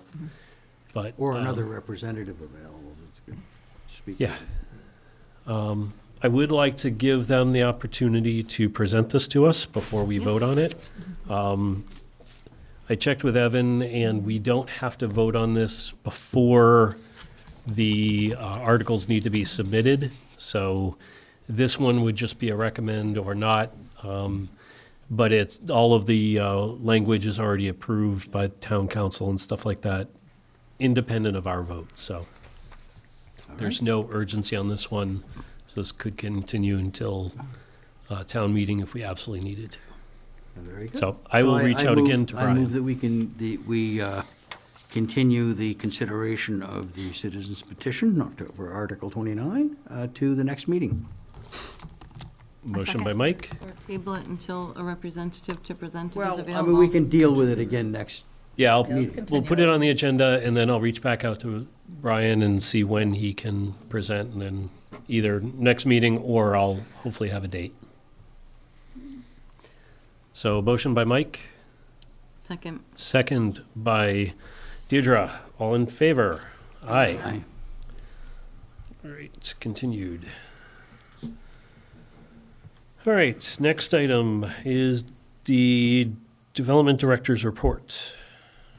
Okay, good evening. Just 4 quick items. First one is, last week I appeared on Sam Chase's Chasing the Facts show. It was obviously related to planning and zoning matters and managed growth strategy. Second item is... By the way, Evan, it was a good interview. I saw it. Oh, good. I'm glad you enjoyed it. Second item is this year's Citizen Trainers Planning Collaborative Annual Conference comes up in March. I will send you an email, but some of you may be getting those emails. So strongly encourage you to take advantage of that training. If you're interested, just pay and then submit for reimbursement through my office. I went last year. I thought it was very Yeah, that's, worthwhile. I strongly recommend it. What's the I've done a dates? bunch of them. It's usually St. Patty's Day, Yeah. Saturday in March. Is it always in Worcester or just? Yeah, last- it's always At at Holy Holy Cross? Cross, yes. Yeah. Next item is an update And they on- give you lunch. That's a sell point right there. We gotta go. I like any professional firm that gives me lunch. Next update is the gap analysis. So internally, staff is scheduled to review a final draft on February 4th. That will set the stage for the, likely the town manager requesting a multi-board and committee meeting to hear the consultant's presentation and ask questions and engage in that process. A couple items. February 5th at the Senior Center, the zoning board is opening the second administrative appeal for Ledge Road truck traffic. And then on Thursday, February 26th, the Center Village Master Planning Committee, in coordination with NIMCOG, will be conducting a second public presentation input session on Chelmsford Street and Center of Village conceptual transportation and streetscape modifications. The, just where's for that? some, I'm sorry? Where's that? The library at 6:30. Just for some context, because you'll likely begin to hear about this. This initially started with a focus on Chelmsford Street. related to streetscape improvements, multimodal, bicycle, pedestrian, and trees, things of that nature. As part of the committee's process, they identified what's internally being referred to as a one-way bow tie traffic layout. So if you're familiar with the one-way circulation around the library, that's one side of the bow tie. Conceptually, the second part of that bow tie would be Chelmsford Street to Fletcher. Make Chelmsford Street outbound one way and Fletcher inbound one way, which would create the full bow tie. So that is being presented to the Traffic Advisory Committee on February 4th.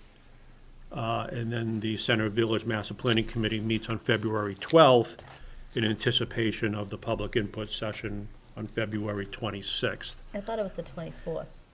We initially scheduled, but the library is not available. Oh, okay. I'm gonna Yep. say, because I have the date, it's the 24th. Yep, So it's at what time? 6:30. The February 4th one is 6:30? The February 4th is an internal meeting. Oh. Yep. The Center Village Master Planning Committee meets on February 12th at, is it usually Internal 7? meeting of who? 7, yeah. Traffic Advisory Committee. Oh, So it's okay. a staff meeting. The committee wanted the bow tie concept to be presented to police, fire, DPW, the Traffic Advisory Committee, just to see if it was, if there were any Feasible. fatal flaws.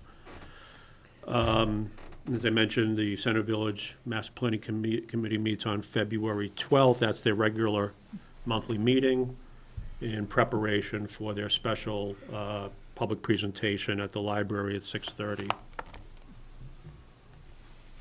That is And the library presentation is when? February? 26th. February 26th, yep. At 6:30. So between now and then, there'll be Facebook posts, there'll be town website posts. And if the bow tie concept moves forward, there'll be direct mailings to property owners, interested parties. Okay. That's all I have. Are they bringing up the bow tie thing at the February 26th meeting? My understanding is that the committee's gonna kind of decide that on the 12th, likely with the input from the Traffic Advisory Committee. Okay. For the, oh, never mind, I'll get to that later. All right, anything else? Not for me. Okay. Liaison updates. Here, I'll piggyback off of Evan. So, as you said, we talked about at the last Center Village meeting is the, NEMCOG came in with the 6 different potential drawings of ideas and plans for Chelmsford Street. We brought it down from 6 to 3 that they're still going to look at. If these potentially would qualify to get the grant to help fund it based on bike lanes, sidewalks, widths, and we're going to continue to look at that on the 12th. And I know NEMCOG says they're still reaching out to businesses along Chelmsford Street to get their input because when they sent out that big public survey, they didn't really receive anything from the businesses on Chelmsford Street.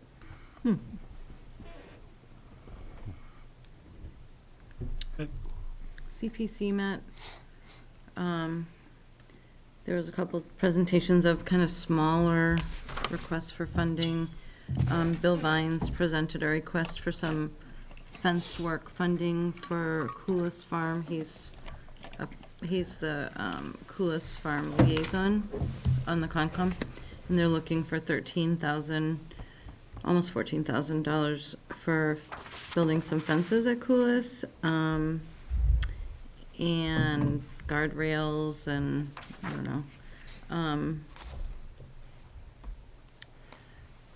There was some talk about whether they should get multiple quotes, and it was recommended by DPW that a specific company that has done this kind of work for DPW in the past be used. So it was approved by the committee. And then the Garden Advisory Committee requested money, the Community Garden Advisory Committee requested $3,500 to do some upgrading of the water system for the community garden at Watton Street, and that also was approved. Then those funds will come out of open space, both of them, the open space component of the CPC funding, right? Yes, the capital maintenance accounts. Oh. Does that, doesn't it, it's like housing, historical, and open space? Yeah, and then the CPC has two administrative accounts. One is for capital projects related to open space, and the other one is capital related to recreation. Okay, and so the coolest will come out of the open space one? Correct. Or not the recreational one? No, the open Okay, space. got it. Okay, that was it. Anita? None. John? Yes, so I attended a NIMCOG council meeting last Wednesday, the 21st. There were two topics that took up a significant amount of the agenda. The first was a discussion about a homelessness summit that NIMCOG had held back in December, and all of us were asked to watch it if we didn't attend. I will say it was well attended by communities in the region. Town Manager Cohen attended. I saw at least one. I did not have the opportunity to attend, but there was at least one or more select board members there, the other NIMCOG reps. And it was really, I think it's it was brought about that it's really, there are a number of issues involved in this, and it really needs to be a regional solution. I think the old way of thinking was that, certainly there are greater numbers of homeless people in an urban area like Lowell, but I think we've all seen around this table in recent years, we're not immune here in Chelmsford. As a suburb, I know I personally have seen a greater number of homeless people. We've had in the last few years instances of at least two that have been here around the town offices property or out back at the athletic fields, things like that. So I think it's something that all the communities in the greater Lowell area need to, work on. If anyone on the planning board wants to learn more about it, there is a video recording of that summit on the NIMCOG website, and you can watch it there. The other thing was, there was a gentleman named Kurt Gardner from the Office of Energy and Environmental Affairs that had a discussion on a program called MILUS. I love acronyms, MILUS, and it's the Massachusetts Integrated Land Use Strategy. And without getting too complicated, there's a website that you can go to for the state if you want to learn more. It basically, they're trying to reconcile competing issues with the state. So, for example, we all know there are various goals. The state wants to develop a great number of acreage for solar photovoltaic energy sites, but at the same time, the state wants to protect farmland in certain areas. So those two goals may conflict with each other in certain parts of the state. That's just one example. They basically want to develop a GIS tool that can be used statewide to help award grants. So that took up a good part of the agenda. Can you tell what was the acronym again? It's MILUS. So it's And MILUS. you can connect to, is there a link to that on the If NIMCOG you do like a site? Google search with the Commonwealth of Mass and then MILUS, there's a little fact sheet that you can find on there. Okay. And it just talks about some of the goals of it. And so it's just to try to have better coordination between state agencies and other things. Sounds like a great plan. Yeah, so, and then on the next night. Gap analysis Yeah. for the state. And then on the next night, on the 22nd, was the kickoff meeting of the Managed Growth Task Force. And so co-chair Mike Risebrook was there, Evan Belansky was there, our select board liaison, who's a member, Aaron Cunningham was there. Was a great turnout. As memory, we had attendance from everyone except one person was unable to make it, but it was a good kickoff meeting. And again, NIMCOG's going to be very busy in Chelmsford. Mike Osceola and Chris Hayes were there, and they gave a presentation. They took a lot of, they were there to listen, and they made a lot of notes and things. I'm sure Mike and Evan could add more on that, but it was a great kickoff meeting for the first one. Yeah, I'd agree. It was a good kickoff, and we're going to the next step. And we'll be looking at, among other things, various managed growth scenarios. I think that's probably going to occupy the next meeting. This looks pretty good. I was a little surprised. There are a lot of people on that committee, and sometimes with too many people, things can get away from you. But we seem to manage it well. Good. And are those meetings recorded? This one wasn't. They're not recorded. The next meeting is February 17th at 6 PM. And we'll be usually meeting in room 205. Yeah. We'll be And there. are those open to the public? Yes. Absolutely. You guys are taking notes, though, right? We will be taking Yeah. minutes, yes. Yeah, okay. All right. Joel? Nothing. Mike? No, the last historical commission meeting couldn't make a quorum due to flu. So, All right. For conservation, their meeting yesterday was pretty light meeting. They did discuss possible wetland bylaw regulation changes. Their main thing is looking at a wetlands bylaw change to add a 100-foot buffer zone to bordering land subject to flooding. So AKA the 100-year floodplain, adding a 100-foot buffer to that. Town council is drafting the wording. They'll probably be discussing it at their next meeting. What's the current buffer? There is no buffer. There is no buffer. Oh, okay. So That's good. people can build right up to the floodplain Oh, that's good. border. The problem with that is that, as Peter pointed out, the data that FEMA uses is old data, so it's not always accurate. Mm-hmm. And it, especially for the storms are getting bigger and bigger, so the impacts are going to start to be felt. Mm-hmm. The example, they did say that other towns are doing it. They're looking at what other towns. It is a recommended bylaw. Whatever conservation group, state conservation groups, they do recommend the 100-foot buffer. MACC? Yes. Okay. Thank you. So would it have to be approved by town meeting? Yes. So they're my looking God. at getting it, they're not as far along on their bylaws as we are for town meeting. They just started discussing it inside the full group. They're looking to see if they could get the town engineer to take a look at it and see if they can make a recommendation as to whether they would recommend it. They're looking at what other towns currently do something like that. One member of the group didn't seem to be too in favor of it. They do want to look at the positives and negatives, and they want to also take a look at how many projects might have been impacted by this. One example they came up with is if someone builds a retaining wall in that non-existent buffer, they could build it right up to the floodplain boundary, and Push if water. it does flood, it's going to change The course. the course of the flood. So they're looking at enacting that so that they can at least start looking at that area. There would be exemptions for things like sheds and fences and things like that that are already exemptions from the buffer zones for different things, but that's what they're looking at.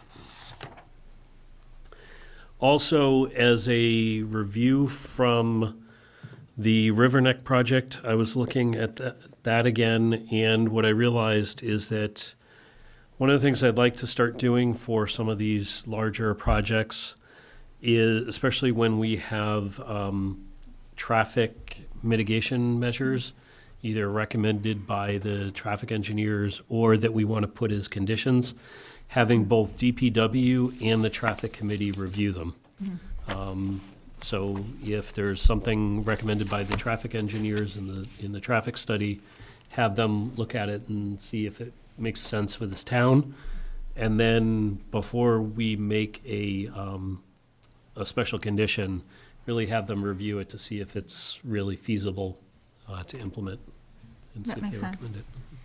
Yeah. Especially thinking about one of the projects, like the Hildreth project and. Yeah, the there are a bunch of proposed- them Yeah, that would have made. we probably perfect could sense. have done that with already. Right, yeah. So, Yeah, that's a I good reached thought. out to Christine and Paul already. They both are on board.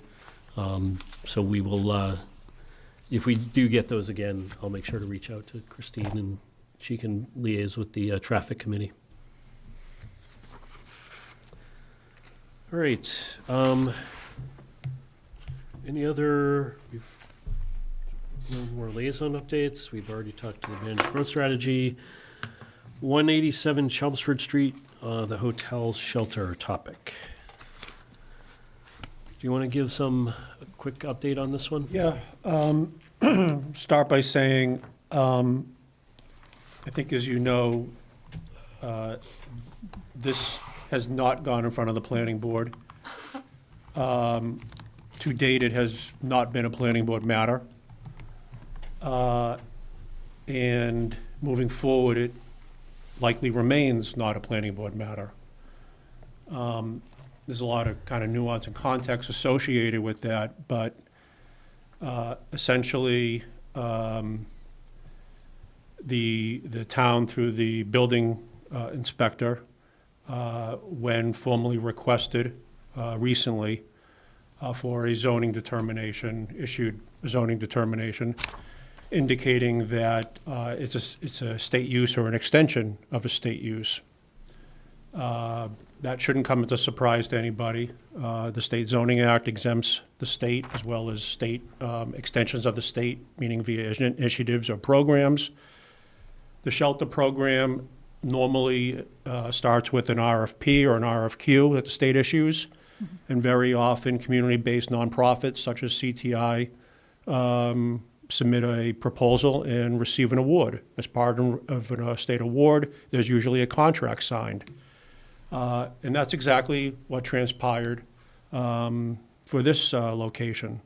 It may date back to 2015, and then there's some question as to whether since 2015, to what extent was there a contract? How did the contract take place? To what extent was the town aware? What town officials were aware? I can't really explain to you the past. CTI is what? What is CTI? Community Teamwork. Teamwork Teamwork Incorporated. Okay. What I can tell you is that the building commissioner has reviewed the material, from a zoning perspective, and has made a determination that it is an exempt use. The other document that I uploaded was something that the building inspector was provided. That is a document provided from the sources, the Massachusetts American Planning Association chapter. So they have research and reference materials. But again, the notion that it's an exempt use as a state use, again, shouldn't come as a surprise. So that's really all I have to say about it. Again, the reason it didn't come to the planning board is that it wasn't any new construction. They moved into an existing hotel. So it was unlike 150 North Road, where there was new construction, even though that was a Dover exempt use. We do have other similar state exempt uses and federal exempt uses in Chelmsford. The immigration shelter was deemed an exempt use. It was fairly self-evident. I think this one is also self-evident. You mean the immigration court? Immigration court, yep. I was like, is there a shelter? Yeah, I'm like. Sorry, the immigration court, and other examples of, I'm not sure if we have any other state, well, we have some state property. The fire tower is a good example. We have state DPW yards off the Drum Hill Rotary. This one obviously is a bit different character. But that's really the update as far as I see it. So go ahead. Sorry, go ahead. I was just going to say the question I had was, it's not what is zoned. It's a use that's not what is zoned. That it's just what the origin of what the state exemption is, or not so much the origin, but what I was more interested in, what is the timeline, the scope of that use, in the sense that was it an emergency, an acute thing that was not intended to be chronic, or can the state pretty much decide at any location within Chelmsford, I'm going to have a state exempt use here, I'm going to have a homeless shelter here, and that there is no recourse local municipality has? I mean, that's my question, because my thinking was, if there is something, if they're currently operating under a use that was allowed, as a sort of a temporary kind of condition, then I would want to be sure that and I'm not saying that we have jurisdiction to do this, but I would want to be sure that the landowner understood that we would be looking that they would be complying with zoning once it was complete, right? So that's my question, is how, is this an ongoing thing that forever Chelmsford Inn can be a homeless shelter, or is there some time limit associated with that? Yeah, that's a good exemption? question. So the information we have, CTI has provided a letter indicating that their contract with the state expires June of this year. Simultaneously, they're in the process of building a shelter in Lowell. And their letter indicates that they expect to adhere to those timeframes. So this is so back to my question, is this a temporary thing? In other words, is this, like, is the state able to, at any point, decide that any hotel, that if it wants to do it again at Chelmsford Inn, it can do that? Or was it only for a certain period of time, like, for some 2 or 5 year period? My understanding is that CTI initially showed up back in 2015, and they've continued operating a shelter of some form since 2015 via various state contracts and extensions. So the vehicle here is not some like legislative act or an executive thing. It's just simply it doesn't need to be. Okay.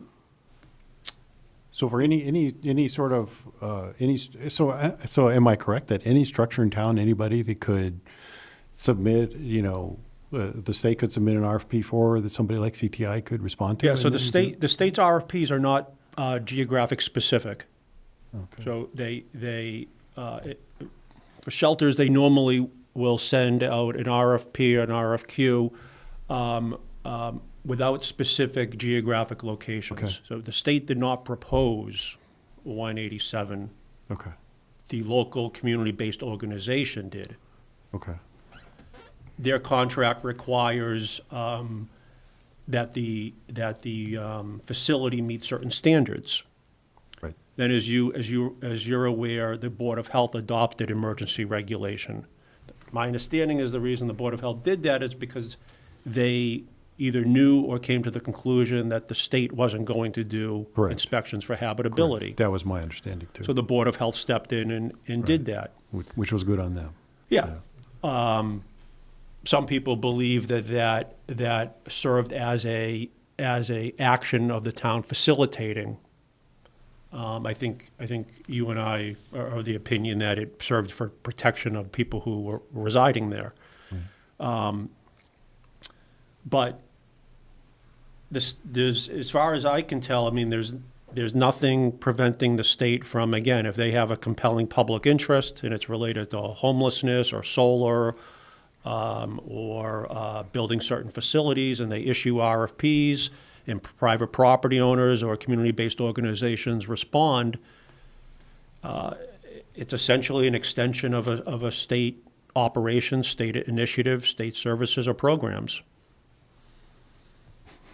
Yeah. In other words, no. And that's as simple as that. Now, I think, though, there is a case to be made that when the contract does run out, then the Yeah. town should probably say, look, this needs to return Right. to Now, compliance. that would make sense, but that's not what we're facing here. Not yet. We don't think so. It could be. but- It could be in June when, if the contract ends and And they don't the move out. Lowell facility's not ready yet, or the Lowell facility falls through, or something happens, that could be the case. But even then, I don't think it's in our jurisdiction.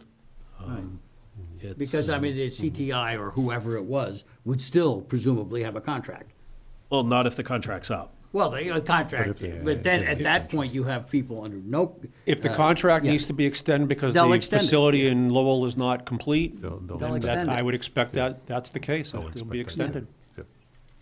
But I think if there is ever a case where the contract does end and the use continues, that may be a case where the town, maybe through the select board, It or would through be, the but, you zoning know, officer. That's almost impossible to imagine, because if the contract were to run out, they'd stop paying the operation to run it. Well, I think in this Nobody's case, gonna yes, do this but for free. in this case, Yeah. probably, but in other cases, there may be some mechanism. I don't know, for- you might be able to dream up a, So you're saying that this is Okay. gonna always be a shelter? No, No. no, it's No. just gonna No. end when these people, when they move to the Oh, other it's gone, facility. yeah. I Yeah, would Until assume. such a time that the state issues another Right. RFP. Right, right, And people respond to it, and if they have the same site, then they'll yeah, yeah.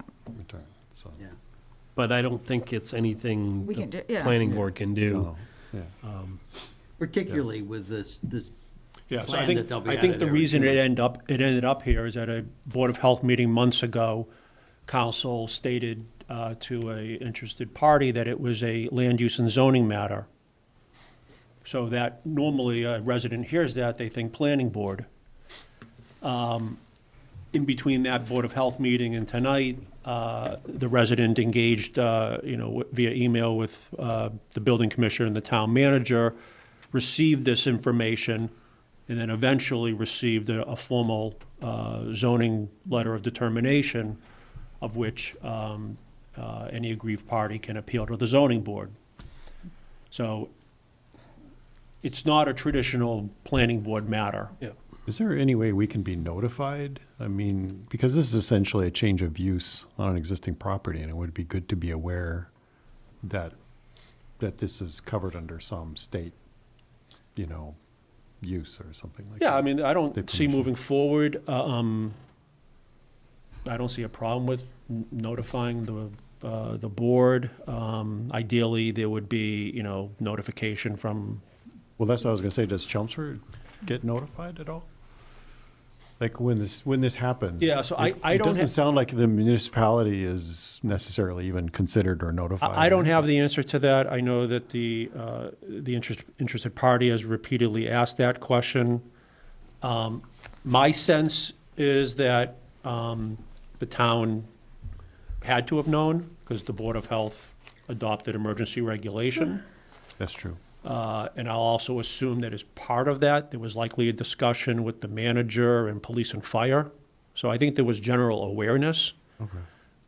To what extent there was a formal zoning question asked in 2015, and to what extent the building commissioner at the time issued a formal determination, there's no evidence of any of that. Yeah, that would be nice to be aware if Yeah, there's I mean, other- similar exemptions under Dover are group homes. If you recall, a couple years ago, that came to light, and I think it ended up at the select board for a discussion.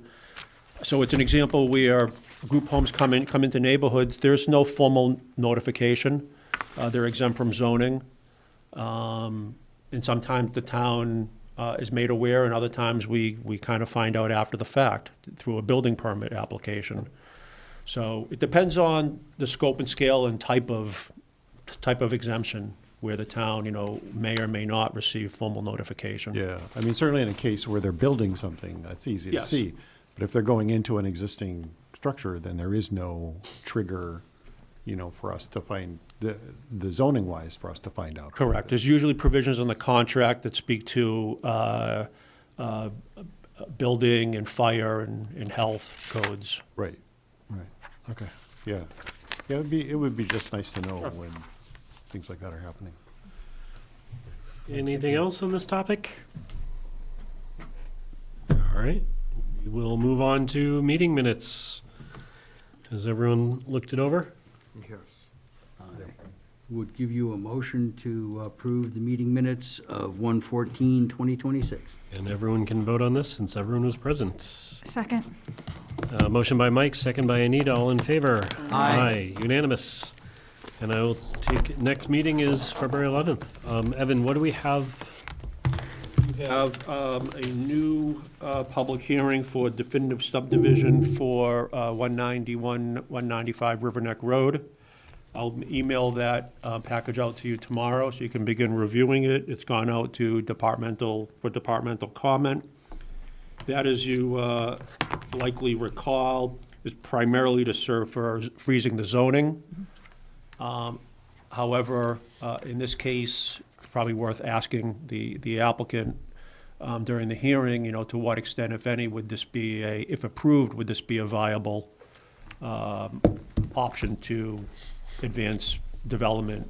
The proposal is for 3 industrial lots on a fully compliant new roadway.